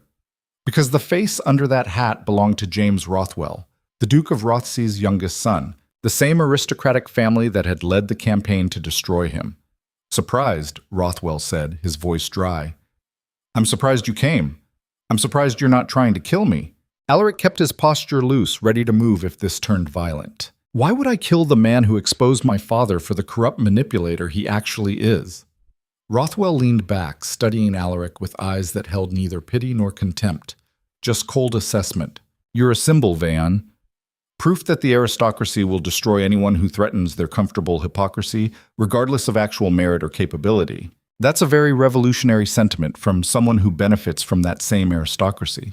I benefit from an inheritance built on exploitation and strategic cruelty." Rothwell's smile was thin, bitter. "Doesn't mean I have to respect it or protect it when someone offers a chance to watch it burn." This was more than unexpected alliance. This was a fracture in the aristocratic foundation, a crack Alaric could potentially exploit if he understood the angles correctly. The question was whether Rothwell was genuine or if this was a more sophisticated trap than midnight thugs with knives. "What exactly are you offering?" Alaric asked carefully. "Information, resources, and strategic support." Rothwell slid a leather folder across the table. "Edmund's consolidation of your holdings isn't as secure as he believes. He cut corners, falsified documents, and bribed council members to expedite the transfer. If you challenge it properly, with the right evidence and legal representation, you can force a review that exposes his corruption." "Why would you help me do that?" "Because my father orchestrated your destruction to protect his own influence, and Edmund paid him handsomely for it." Rothwell's voice went cold. "That payment came from Vane assets that technically belonged to you until the transfer was finalized. They colluded to steal your holdings through fraudulent process, and I have documentation proving it." Alaric opened the folder, scanning documents that detailed precisely what Rothwell claimed. Meeting minutes, financial transfers, correspondence between Edmund and Rothesay Sr. that outlined the conspiracy with damning clarity. It was comprehensive, devastating, and exactly the weapon he needed. It was also almost certainly bait for a trap. "Why?" he asked again, meeting Rothwell's eyes. "Why betray your own father for someone you don't know?" "Because I'm tired of watching powerful men destroy good people to maintain corrupt systems." Rothwell's expression was fierce, young, and absolutely certain. "You made a choice based on decency and they crucified you for it. That offends something fundamental in me. So either I help you fight back, or I'm complicit in their cruelty through silence." The revolutionary fervor was either genuine or the most sophisticated manipulation Alaric had encountered. He studied Rothwell, looking for cracks in the performance, finding none. If I use this information, it destroys your father's reputation along with Edmund's. I know. You're willing to sacrifice your own family standing for abstract principle, the same way you did. Rothwell leaned forward, intensity burning in his eyes. The difference is I'm doing it strategically instead of impulsively. I've been building this case for months, waiting for the right moment and the right ally. You're that ally, Vane, the man who chose humanity over hierarchy and paid the full price. Alaric felt something shift in his understanding of the situation. This wasn't rescue or charity. This was alliance between two men who'd independently decided that the aristocratic system was fundamentally broken and needed to be challenged regardless of personal cost. The question was whether Alaric had the courage to accept that alliance and everything it would require. "What's the plan?" he asked quietly. "We file formal challenge to the title transfer, forcing public review. The evidence proves Edmund and my father colluded through fraud. That triggers investigation into everyone involved." Rothwell's smile was sharp as broken glass. The aristocracy eats its own when corruption becomes too visible to ignore. We feed them Edmund and Rothsey Sr., watch them devour the evidence, and use the chaos to restructure power dynamics. That's not justice. That's mutually assured destruction. Sometimes those are the same thing. Alaric looked at the documents, at Rothwell's fierce young face, at the possibility of fighting back against a system that had crushed him so thoroughly. Every strategic instinct screamed that this was dangerous, that accepting help from Rothsey's son was inviting worse betrayal than Edmund's. But he'd stopped caring about safety the moment Edmund sent men with knives to his door. "When do we file?" "Tomorrow. The council meets in 3 days for quarterly review. If we file beforehand, they're legally required to address it publicly." Rothwell pulled out another document, already prepared. "This is formal petition for review based on procedural irregularities. Your signature starts the war." Alaric read through the petition, noting how carefully it was crafted to expose maximum corruption while maintaining plausible legal standing. Rothwell had done this work professionally, thoroughly, with clear understanding of exactly how to hurt the people who'd engineered Alaric's destruction. One question: what happens to you when this goes public? "I become exactly what you are, someone who chose principle over position." Rothwell met his gaze without flinching. "My father will disown me, my inheritance will disappear, and I'll be exiled from the same social circles that destroyed you. The difference is, I'm choosing it consciously instead of having it forced on me. That's either remarkably brave or catastrophically stupid. Both, probably. But at least it's honest." The echo of Alaric's own words spoken to Lysandra weeks ago was deliberate, and he felt something like kinship with this young aristocrat who decided that corruption offended him enough to burn his own life down fighting it. He signed the petition. Rothwell left first, disappearing into Edinburgh's night with the documents that would detonate under Edmund and Rothsey Sr. like strategic explosives. Alaric sat alone in the Black Swan, drinking whiskey that tasted like smoke and inevitability, while his mind processed what he'd just committed to. This wasn't rebuilding, this was warfare. Using the aristocracy's own legal machinery against itself, exploiting the same rules they'd weaponized against him, trusting an ally who had every reason to betray him. It was the most dangerous gamble of his life, and he was making it with nothing to lose except the slim possibility of survival he'd been clinging to. When he returned to the boarding house, Lysandra took one look at his face and went pale. "What did you do?" "Started a war." He told her everything, watching her expression cycle through shock, fear, and finally something that looked like grim acceptance. When he finished, she was quiet for a long moment. "This destroys any chance of peaceful survival," she finally said. "We didn't have peaceful survival. We had slow erosion while Edmund hunted us for sport." Alaric pulled her close, needing her solidity to ground him. "This way, we fight back, and either we win or we lose so spectacularly that Edmund loses too." "That's insane. That's the only option left when they've taken everything else." She pulled back, studying his face with eyes that saw too much. "You've stopped caring about living and started caring about taking them down with you." "No. I've started caring about proving that principles matter even when they cost you everything." Alaric touched her face gently. "If we're going to lose, let's lose while fighting instead of hiding." Lysandra kissed him, desperate and fierce, and they held each other in their cramped rooms while outside the city moved toward a confrontation that would either restore what was stolen or destroy everyone involved. The next 3 days passed in tense preparation. Rothwell delivered additional documentation, refining their legal argument until it was airtight. Alaric reviewed every page, memorizing details, preparing for the public interrogation that would come when the council addressed their petition. On the morning of the council meeting, he dressed in the one good suit he'd kept, looking at his reflection and seeing someone fundamentally different than the Duke who'd ruled Thornfield with cold precision. That man had believed control was everything and emotion was weakness. This man knew that sometimes the most powerful thing you could do was risk everything for what mattered and refuse to calculate the cost until after the battle was won or lost. The council chamber was exactly as intimidating as designed, all dark wood and aristocratic portraiture, built to remind petitioners of their insignificance. Alaric entered alone, Lysandra waiting outside, Rothwell positioned strategically in the public gallery. The council members sat in elevated chairs like judges pronouncing sentence.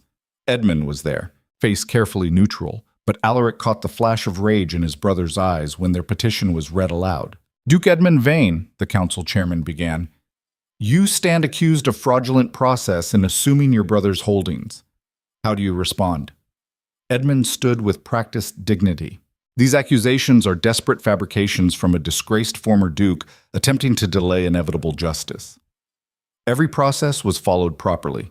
Then you won't object to formal investigation. Alaric's voice cut through the chamber like steel, including examination of financial transfers between yourself and Duke Rothsey, dated 3 days before the council vote that stripped my title. The chamber went silent. Every face turned to Edmund, then to Rothsey Sr., then back to Alaric. This was the moment. Either the evidence held or it collapsed, and Alaric became a conspiracy theorist deserving additional punishment. Rothwell stood in this gallery. I have documentation of those transfers, including correspondence explicitly discussing payment for orchestrated votes. Edmund's face went white, then purple. This is outrageous. A son betraying his father for the lies of a fallen duke. These aren't lies.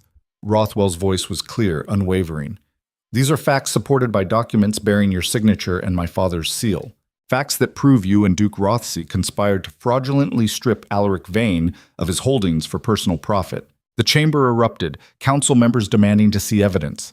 Rothsey Sr. shouting denials, Edmund frozen in fury and calculation, and Alaric standing in the center of the chaos he deliberately created, watching 3 centuries of aristocratic certainty fracture under the weight of exposed corruption. The council chairman's gavel cracked like thunder.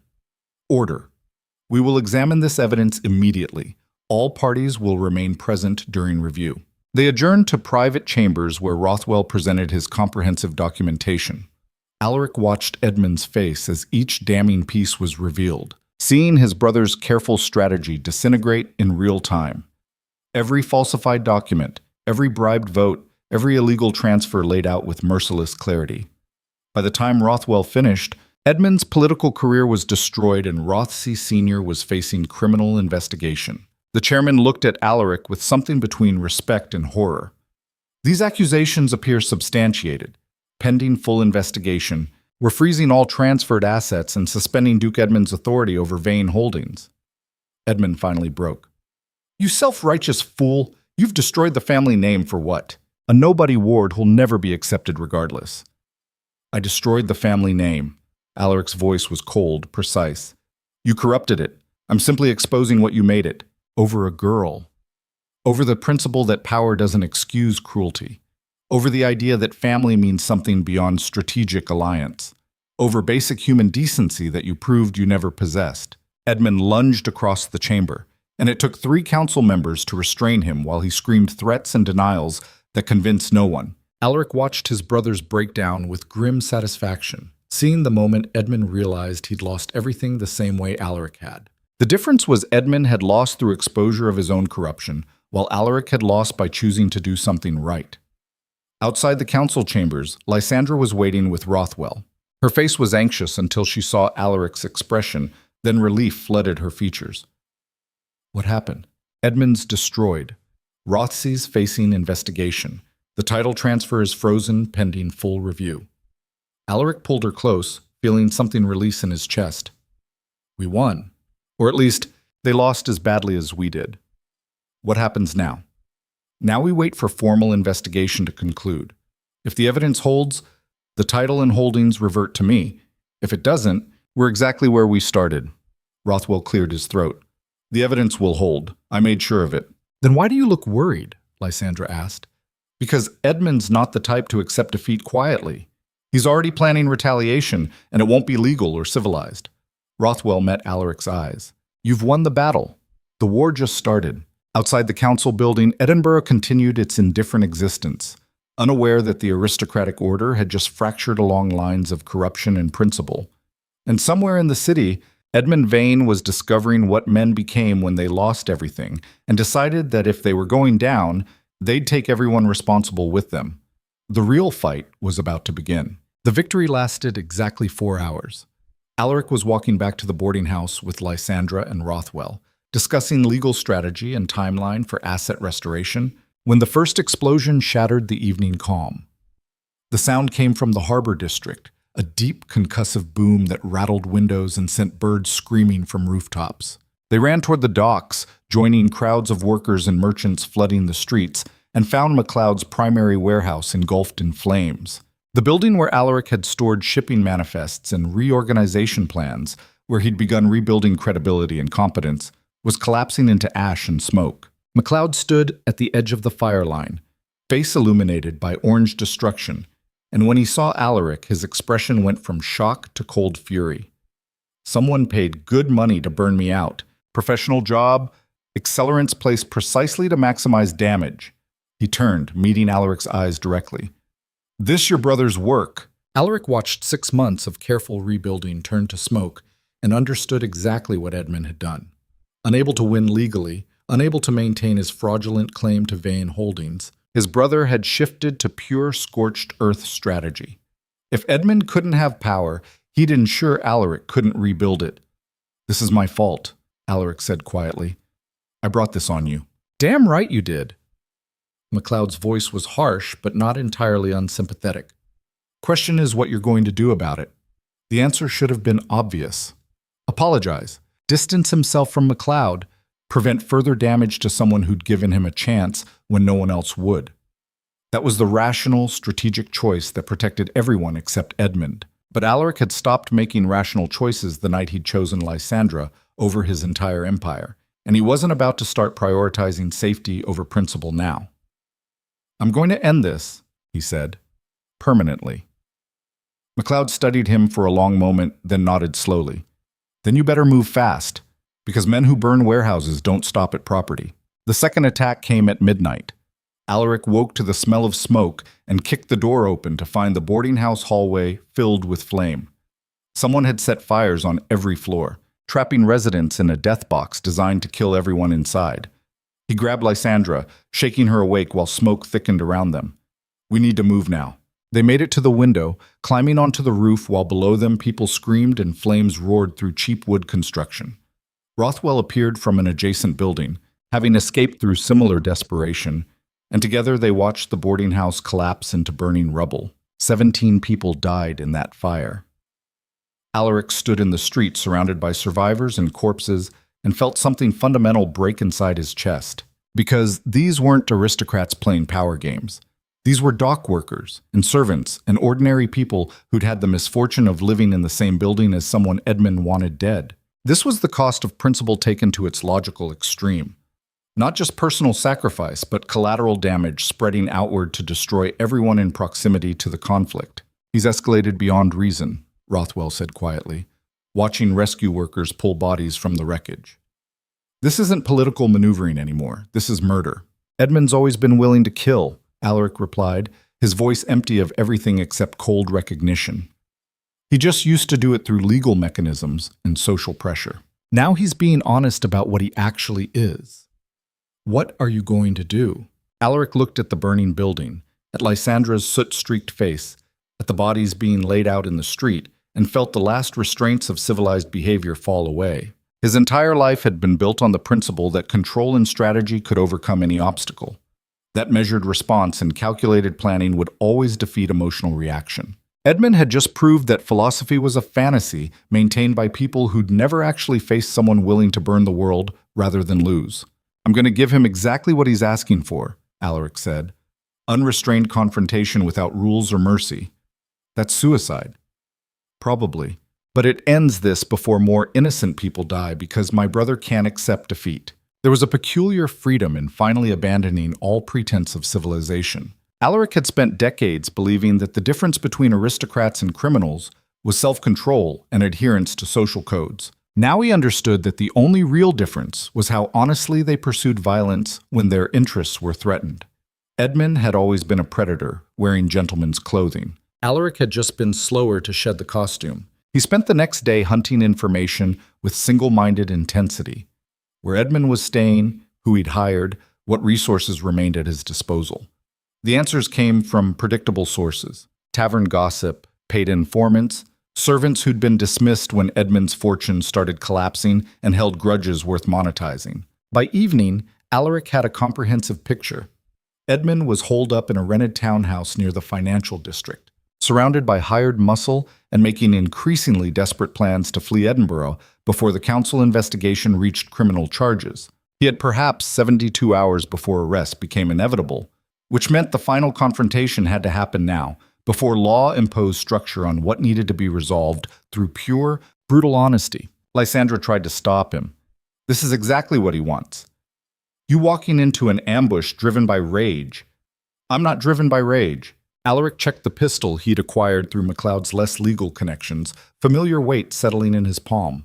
I'm driven by the recognition that some conflicts can't be resolved through courts or social pressure. Sometimes you have to confront the person trying to destroy you and make them understand that destruction runs both directions. You're talking about murder.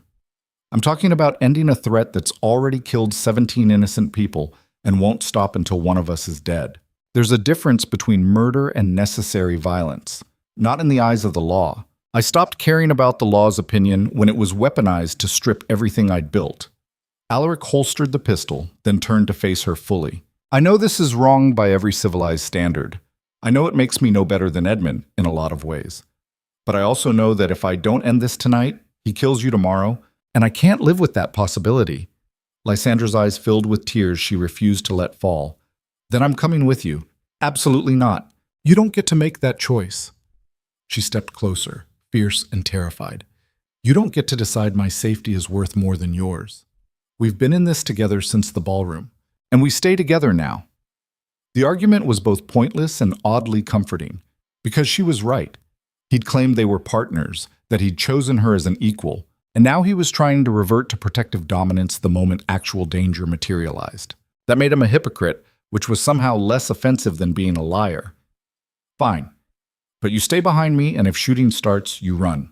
If shooting starts, we both die. So tactical positioning seems irrelevant. Her dark humor in the face of probable death reminded him why he'd chosen her in the first place. Not because she needed saving, but because she refused to be reduced to someone who needed saving. They left the borrowed room as evening settled over Edinburgh, armed with a pistol, a knife, and the absolute certainty that this night would end with either Edmund dead or them destroyed so thoroughly that survival became impossible. Rothwell met them 3 blocks from Edmund's townhouse, carrying his own pistol and an expression of grim determination. I'm coming with you. This isn't your fight. You made it my fight when I chose to expose my father's corruption. Rothwell checked his weapon with practiced ease. Besides, someone needs to witness what happens and provide testimony that this was self-defense against a man who'd already committed multiple murders. That's remarkably optimistic legal thinking. I prefer strategically useful fiction. If we survive, someone needs to control the narrative. The townhouse Edmund had rented was modest by aristocratic standards, but defensible, with clear sightlines and limited access points. Alaric studied it from across the street, noting guards positioned at the front entrance and curtains drawn against observation. He's expecting trouble, Lysandra observed. He'd be an idiot not to. The question is whether he's expecting it from the front or assumes I'm stupid enough to attack directly. What's the alternative? We burn it, Rothwell said quietly. Same method he used on the warehouse and boarding house. Fire forces everyone out, and we handle Edmund in the street where witnesses and limited escape routes work in our favor. That risks killing everyone inside, including servants who don't deserve it. Edmund didn't care about that when he burned 17 people alive. Rothwell's voice was cold. Sometimes fighting monsters requires adopting their methods. The logic was sound, brutal, and exactly the kind of strategic thinking Alaric had employed throughout his business career. Identify the most efficient path to your objective and execute regardless of collateral concerns. He destroyed competitors, ruined careers, and dismantled opposition through similar calculations. The difference was, he'd done it through legal mechanisms that maintained the illusion of civilization. Now he was being asked to abandon that final pretense and become explicitly what he'd always been implicitly, someone willing to hurt people to achieve his goals. The moment of choice stretched between them, heavy with consequences and the recognition that whatever decision he made would define who he was beneath all the performance and carefully constructed justification. "No," Alaric finally said. "We don't burn it. We go in through the service entrance, neutralize guards quietly, and confront Edmund directly. If servants get hurt, it's because they chose to defend someone who murders innocent people, not because we decided their lives were acceptable losses. That's significantly more dangerous for us." "Yes, but it's also honest about what we're actually doing. We're here to stop Edmund, not to become him." Rothwell studied him for a moment, then nodded slowly. "Your call. I'll cover the rear exit in case he runs." They moved through Edinburgh's evening streets like shadows. Three people who'd independently decided that sometimes civilization required someone to get their hands bloody defending it. The service entrance was locked but not guarded, a tactical oversight that suggested Edmund's security was focused on obvious approaches. Alaric picked the lock with skills learned during a misspent youth, and they slipped into the townhouse kitchen. The space was empty, servants either dismissed or confined to upper floors. Voices drifted from the main parlor, Edmund's aristocratic tones mixing with rougher accents that marked hired muscle discussing logistics. Alaric gestured for Lysandra to stay in the kitchen while he and Rothwell cleared the ground floor. They moved room by room, finding two guards who were neutralized with brutal efficiency before alarm could be raised. Rothwell handled his role with surprising competence, suggesting the young aristocrat had combat training beyond what society expected. The parlor door was closed but not locked. Alaric positioned himself, checked his pistol one final time, then kicked it open hard enough to splinter wood. Edmund was standing near the fireplace with three remaining guards, glass of wine frozen halfway to his lips. For a long moment, the brothers stared at each other across a room that represented the final collapse of family, legacy, and every fiction they'd maintained about civilized behavior. Then Edmund smiled, cold and utterly unsurprised. "I wondered how long it would take you to abandon pretense and come for me directly. You murdered 17 people." Alaric kept the pistol steady, aimed at his brother's chest. "Burned them alive because you couldn't accept losing fairly. Nothing about this has been fair, brother. You violated every rule of our world for a girl, and I'm supposed to accept destruction because you developed a conscience." Edmund set down his wine with deliberate care. "I simply responded with appropriate force to an existential threat. I was never a threat to you. I wanted to be left alone to rebuild. You were a walking reminder that principles matter more than power. That's the most dangerous threat our world can face." Edmund's expression was almost pitying. "So yes, I tried to kill you. Just like you're here to kill me. The difference is I'm honest about what this is. What is it? Survival of the fittest. Evolution through violence. The fundamental truth our civilization pretends doesn't exist underneath all the rules and social codes. That's not truth. That's pathology dressed up as philosophy. Call it whatever helps you sleep." Edmund glanced at his guards, who'd drawn weapons but were waiting for clear orders. "The question now is whether you actually have the stomach to pull that trigger, or if you're still pretending honor matters." Alaric's finger tightened on the trigger, and he felt the cold weight of the decision pressing down like physical force. This was the moment. Kill Edmund and become exactly what his brother accused him of being. Walk away and ensure more innocent people died when Edmund's next attack succeeded. There was no good choice. Only lesser evils calibrated by whose suffering you valued more. The shot came from behind Alaric, loud and final in the enclosed space. Edmund's chest exploded in red spray, expression shifting from contempt to shock to nothing as he collapsed backward into the fireplace. The guards raised their weapons, but Alaric was already turning to see Lysandra standing in the doorway, smoking pistol steady in her hands, eyes hard as winter stone. "He was going to kill you," she said quietly. "While you were trying to decide if honor mattered, he was signaling his men. so I decided for both of us. The guards looked between Edmund's corpse and the three people who'd invaded their employer's house, calculating odds and payoff. Whatever they decided, it involved dropping weapons and running for the exits, clearly determining that dying for a dead employer's honor was poor financial planning. Alaric crossed to where Edmund lay crumpled against burning logs, checking for pulse he knew wouldn't be there. His brother's eyes were open, staring at nothing, locked forever in that moment of shocked recognition that violence had come from an unexpected direction. "You killed him," Alaric said, still processing what had happened. "Yes." Lysandra lowered the pistol, hands shaking now that adrenaline was fading. "Because you would have hesitated long enough to get us all killed, and I'm done watching good people die while bad people philosophize about honor. That's murder. That's survival." She met his eyes, unflinching. "And I'm not apologizing for choosing us over your crisis of conscience." Rothwell appeared in the doorway, took in the scene with quick assessment, then moved to Edmund's body. "This complicates the legal situation significantly." "How so?" "A duke shooting his brother in self-defense has defensible justification. A nobody ward shooting a lord becomes murder regardless of circumstance." Rothwell looked at Lysandra with something like respect. "You just sacrificed yourself to protect him." The full implication hit Alaric like cold water.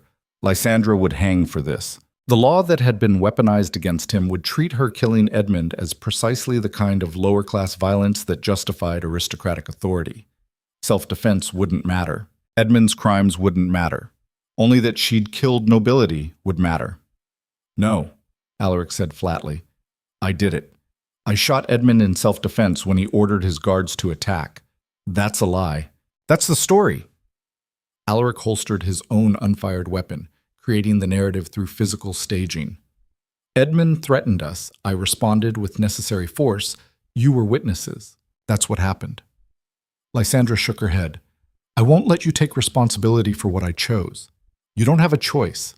Because the alternative is you dying for saving my life. And I didn't lose everything I built just to watch you hang for protecting me. This is insane. This is exactly what I've been doing since the night I claimed you in that ballroom. Making choices that violate rational self-interest because some things matter more than survival." Alaric pulled her close, feeling her shake against him. "You saved my life. Let me return the favor by ensuring yours continues." The sound of approaching voices from outside cut off further argument. Someone had heard the shot and summoned authorities.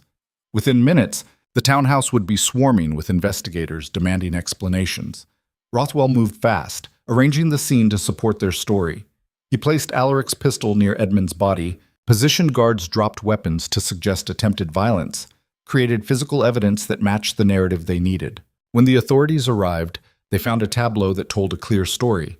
Duke Edmund Vane, facing criminal investigation and financial ruin, had attempted to murder his brother. Alaric had responded in self-defense, witnessed by James Rothwell and Lysandra Vale.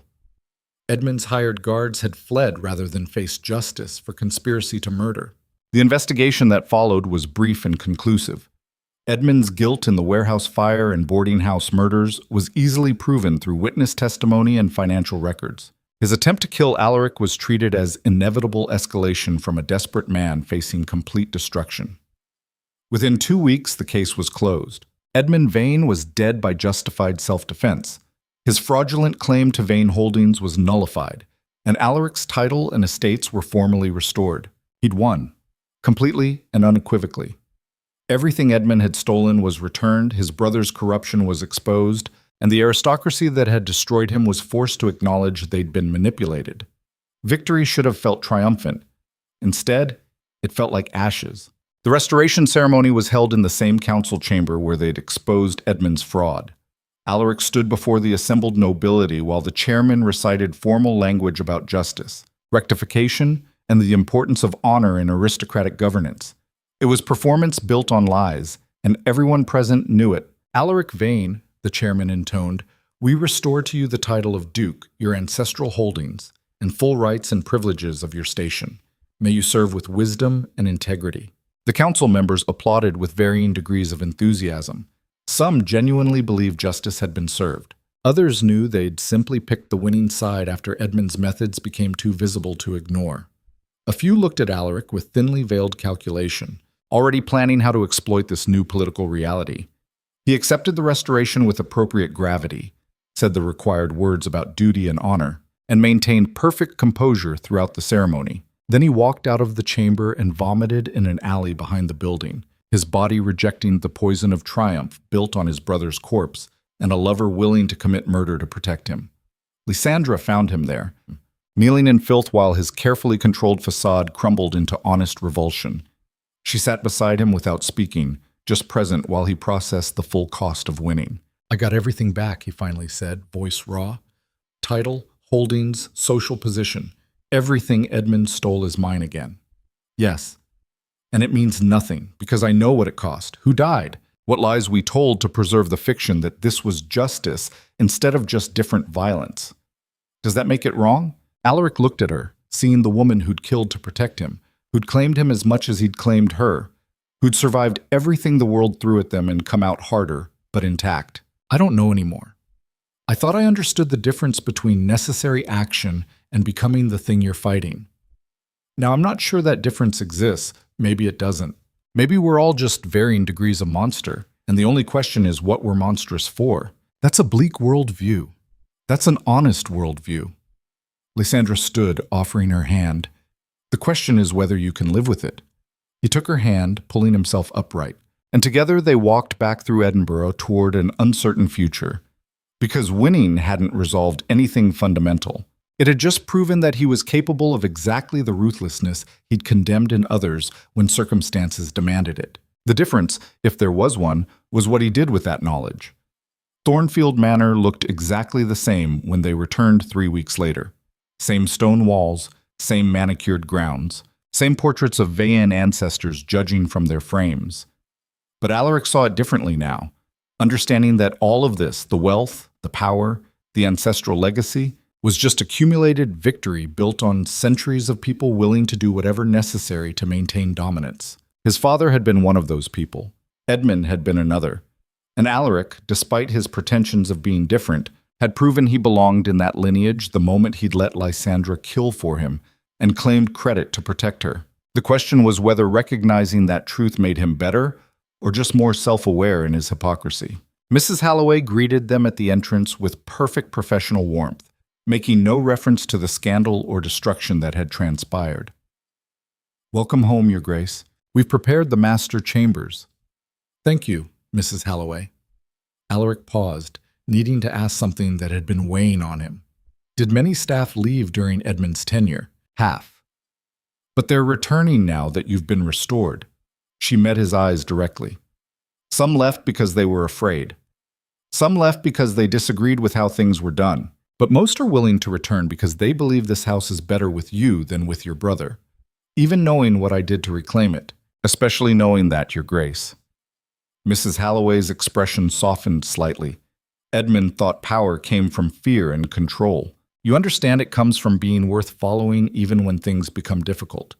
The absolution was both comforting and completely undeserved, but Alaric accepted it because the alternative was drowning in the recognition that he'd become exactly what he'd claimed to be fighting against. That night, he stood in his study overlooking estate grounds that represented 3 centuries of vain dominance, and tried to determine what kind of man rebuilt from that foundation. The old Alaric would have maximized profit, consolidated power, and ensured total control over every aspect of operation. But that version had died somewhere between the ballroom confrontation and his brother's corpse cooling in a townhouse parlor. This version understood that control was illusion, that power corrupted regardless of good intentions, and that the only meaningful question was what you were willing to sacrifice to maintain or challenge the systems that sustained you. Lysandra found him there, standing in darkness, watching moonlight turn highland landscape silver and strange. "You're brooding. I'm contemplating existential questions about the nature of power and whether redemption is possible after you've proven you're willing to be monstrous. That's very dramatic phrasing for having a crisis of conscience. I prefer accurately describing my emotional state." She moved to stand beside him, close enough that he could feel her warmth, solid and real in ways that titles and estates would never be. "Have you reached any conclusions?" "Only that I don't want to become the kind of duke my father was or Edmund tried to be. I don't want this place to run on fear and obligation." Alaric turned to face her fully. "I want to build something different, even if I don't completely understand what that looks like yet." "Different how?" "Honest. Flawed. willing to admit when power is being misused instead of justifying it through tradition and necessity. He pulled her close, needing her presence to ground him. I want Thornfield to be somewhere that people choose to be instead of somewhere they're trapped by economics or social pressure. That's going to require fundamentally restructuring how aristocratic estates function. Yes, which means it'll be opposed by every noble family who benefits from the current system. They'll call it weakness or revolutionary thinking or proof that I've been corrupted by inappropriate connections. By me specifically. By you most directly. But also by the experience of losing everything and discovering that survival required becoming someone fundamentally different than who I was raised to be. Lysandra was quiet for a long moment, then, "Are you different, though? Or are you just the same ruthless strategist with a more complex moral framework?" The question cut deep because Alaric wasn't certain of the answer. He'd claimed moral high ground while letting someone else commit murder on his behalf. He'd positioned himself as principled while using exactly the same manipulative tactics he condemned in others. He'd won by being willing to sacrifice more than Edmund, not by being actually better. "I think I'm someone trying to learn the difference between necessary ruthlessness and gratuitous cruelty," he finally answered. "Whether I succeed or just become a more self-aware version of what I've always been remains to be seen." That's honest, at least. Honesty is all I have left that feels real. They stood together overlooking lands that had sustained vain power for generations, and Alaric felt the weight of that history pressing down with crushing force. Every ancestor in those portraits had faced similar choices about what kind of power to wield and how to justify its exercise. Most had chosen domination dressed up as duty. He was choosing something messier, more uncertain, potentially doomed to fail, but at least attempting to acknowledge the human cost of aristocratic privilege. Whether that made him better or just differently flawed remained an open question. The months that followed were consumed by restructuring Thornfield's operations according to principles Alaric was developing in real time.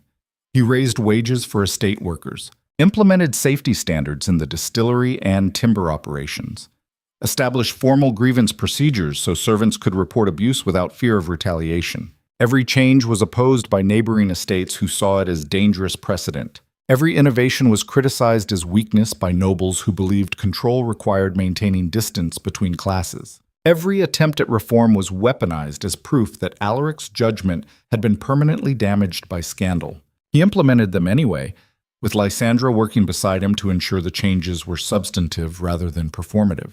She had no official title or position, existing in that ambiguous space that drove the aristocracy insane.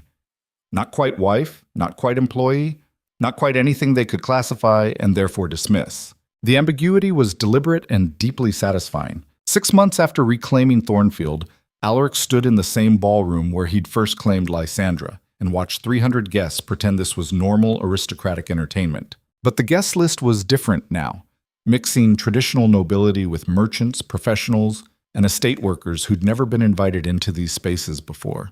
The old aristocracy looked uncomfortable, surrounded by people they'd spent lifetimes training themselves to ignore. The new attendees looked equally awkward, unsure how to navigate an environment that had been explicitly designed to exclude them. But they were mixing, however uncomfortably, and that felt like progress measured in inches rather than miles. Lord Pemberton approached, the young noble whose family Alaric had helped save from complete bankruptcy. "Your Grace, this is quite the gathering. Change requires making people uncomfortable. Pemberton. If everyone's at ease, you're just reinforcing existing patterns." "True. Though I suspect half the room is plotting how to undermine you the moment the evening ends." "Only half. I must be losing my edge." Pemberton laughed, genuine and warm. "You're becoming someone people either love or hate with no middle ground. That's more dangerous than being universally respected. Respect built on fear is just controlled hostility. I'd rather be genuinely loved by few than falsely respected by many." The philosophy was either wisdom or self-destructive idealism, and Alaric wasn't certain which, but it felt more honest than the careful political calculations that had defined his first 38 years. Lysandra appeared at his elbow, wearing a gown that was deliberately simple, refusing to perform aristocratic excess even when attending aristocratic functions. Rothwell is holding court near the card room, corrupting young nobles with dangerous ideas about social reform. Excellent. Let him corrupt them thoroughly. You're deliberately destabilizing your own social class. I'm attempting to evolve it before revolution makes evolution impossible. There's a difference. She studied his face with that direct gaze that saw through every defense. You really believe this can work? I believe that trying and failing is better than not trying at all. Everything else is just details. The evening continued with its awkward mixing of classes and uncomfortable conversation between people who'd been taught to see each other as fundamentally different species. Progress happened in small moments. A merchant laughing at a noble's joke, a servant being asked their opinion and actually heard, barriers being questioned instead of automatically reinforced. It wasn't revolution. It was just tiny cracks in a structure that had stood for centuries, barely visible, but potentially foundational if enough pressure accumulated in the right places. As midnight approached and guests began departing, Alaric found himself standing in the entrance hall watching Thornfield slowly empty. This building had represented absolute power and unquestioned dominance for 300 years. Now it was becoming something else, something more uncertain and infinitely more fragile. "Do you regret it?" Lysandra asked quietly, appearing beside him as guests filed past. "Everything you lost, everything you had to become, the cost of choosing differently." Alaric considered the question seriously, examining his emotional landscape with the same analytical attention he'd once applied to business ventures. He'd lost his brother to violence and corruption. He'd discovered family meant nothing compared to ambition. He'd learned that principle extracted horrific prices and victory felt like ash. He'd become someone capable of murder by proxy and strategic lying to protect what mattered. He'd also found Lysandra, discovered what partnership looked like when built on honesty instead of transaction, learned that power exercised with humanity was harder but more meaningful than domination through fear. The balance sheet was complex, painful, and impossible to calculate using any traditional metrics. "No," he finally answered. "I don't regret it. I regret specific choices and their consequences. I regret that people died. I regret that Edmund became someone who needed killing. But the fundamental decision to choose you over everything else, I'd make that exactly the same way, even knowing what it cost, especially knowing what it cost. Because the cost revealed what actually mattered underneath all the performance and strategic positioning." She leaned against him, and they stood together watching the last guest disappear into Edinburgh's night. Somewhere in the city, nobles were already planning how to undermine the dangerous precedent Alaric represented. Somewhere else, servants were discussing whether the changes at Thornfield were genuine or just different manipulation. The future was uncertain, probably opposed from multiple directions, potentially doomed to fail against the weight of centuries of tradition and the simple human preference for maintaining comfortable hierarchies. But it was theirs, built on choices they'd made consciously, and that ownership mattered more than any guaranteed outcome. The following spring, Alaric and Lysandra were married in a ceremony that violated every aristocratic convention about appropriate matches and social boundaries. Half the nobility attended out of curiosity or calculation. The other half boycotted in protest. Estate workers and merchants filled the remaining seats, creating a congregation that would have given Alaric's father an apoplectic fit. Rothwell served as witness, having become something approaching genuine friend through shared experience of aristocratic destruction and rebuilding. MacLeod attended despite having no social reason to be present, sitting in the front row and grinning at every moment that made traditional nobles uncomfortable. The ceremony was brief, honest, and conducted with minimum religious pageantry. When the officiant pronounced them married, Alaric kissed his wife with the certain knowledge that this choice would follow them forever, marking them as either visionaries or cautionary tales, depending on whether their experiment in different power dynamics succeeded or collapsed. He discovered he didn't particularly care which, as long as they faced it together. The reception that followed was chaotic, joyful, and thoroughly inappropriate by aristocratic standards. Servants danced with nobles, merchants discussed business with dukes, and the rigid hierarchy that usually governed these events dissolved into something more fluid and human. At midnight, Alaric stood on the terrace overlooking Thornfield's grounds and tried to articulate what he was feeling. Not happiness, exactly, which seemed too simple for emotions this complex. Not satisfaction, which implied completion when everything still felt uncertain and threatened. Maybe peace with uncertainty. Acceptance that he'd chosen a path that rejected comfortable dominance in favor of more complicated humanity, and that choice would define everything that followed. Lysandra joined him on the terrace, now officially Duchess of Vane, though she'd made clear the title changed nothing about who she was or how she functioned. "You look contemplative." I'm attempting to determine if we're brave or catastrophically stupid. Both, definitely.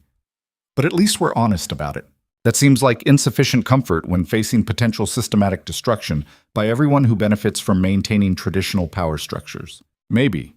But it's better than the alternative, which is being powerful and respected while knowing you're fundamentally corrupted by that power. Being safe while hating who you had to become to achieve safety. She took his hand, squeezing gently. You chose being challenged over being comfortable. That takes more courage than dominating through fear ever did, or more stupidity. The jury's still out. Probably both. She smiled, fierce and certain. But at least it's our stupidity, chosen consciously, lived honestly. They stood together overlooking lands that had sustained vain dominance for 3 centuries, now being reshaped according to principles that rejected easy answers and comfortable hierarchies. The future was uncertain, threatened from multiple directions, potentially doomed to collapse under the weight of tradition and entrenched interests. But it was theirs, built on choices they'd made with full awareness of the costs, and that ownership was worth more than any inherited certainty. In the ballroom behind them, music continued playing, mixing classes and expectations in ways that would have been unthinkable 6 months ago. Change was happening slowly, measured in individual conversations and tiny shifts in perspective rather than grand revolutionary gestures. It was small, fragile, and possibly doomed, but it was also real, honest, and absolutely theirs. Alaric pulled Lysandra close, breathing in lavender soap and determination and the scent of someone who'd survived everything the world threw at them and refused to become smaller or more compliant in response. His entire life had been shaped by the belief that power came from control, that domination was the only path to security, that vulnerability was weakness. She taught him that sometimes the strongest thing you could do was choose something difficult over something easy, that power exercised with humanity was harder but more meaningful, that being willing to lose everything for what mattered was its own form of dominance. Whether that lesson sustained them or destroyed them remained to be seen. But at least they'd face that future together, honestly, with full awareness of what they'd sacrificed and what they'd become in the process. In the end, Alaric Vane discovered that being a duke meant nothing compared to being a man who'd chosen humanity over hierarchy and lived with the consequences. The title was just words and inherited privilege.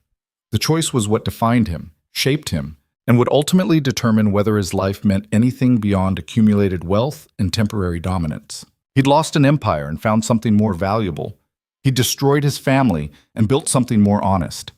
He'd abandoned control and discovered a different kind of strength. And standing on the terrace of Thornfield Manor with his wife beside him and an uncertain future stretching ahead, Alaric felt something that had eluded him through 3 decades of strategic dominance. Not happiness, not satisfaction, not even certainty. Just the profound peace of someone who'd finally stopped performing and started living, whatever that cost, whatever that created, however it ultimately ended. It was enough.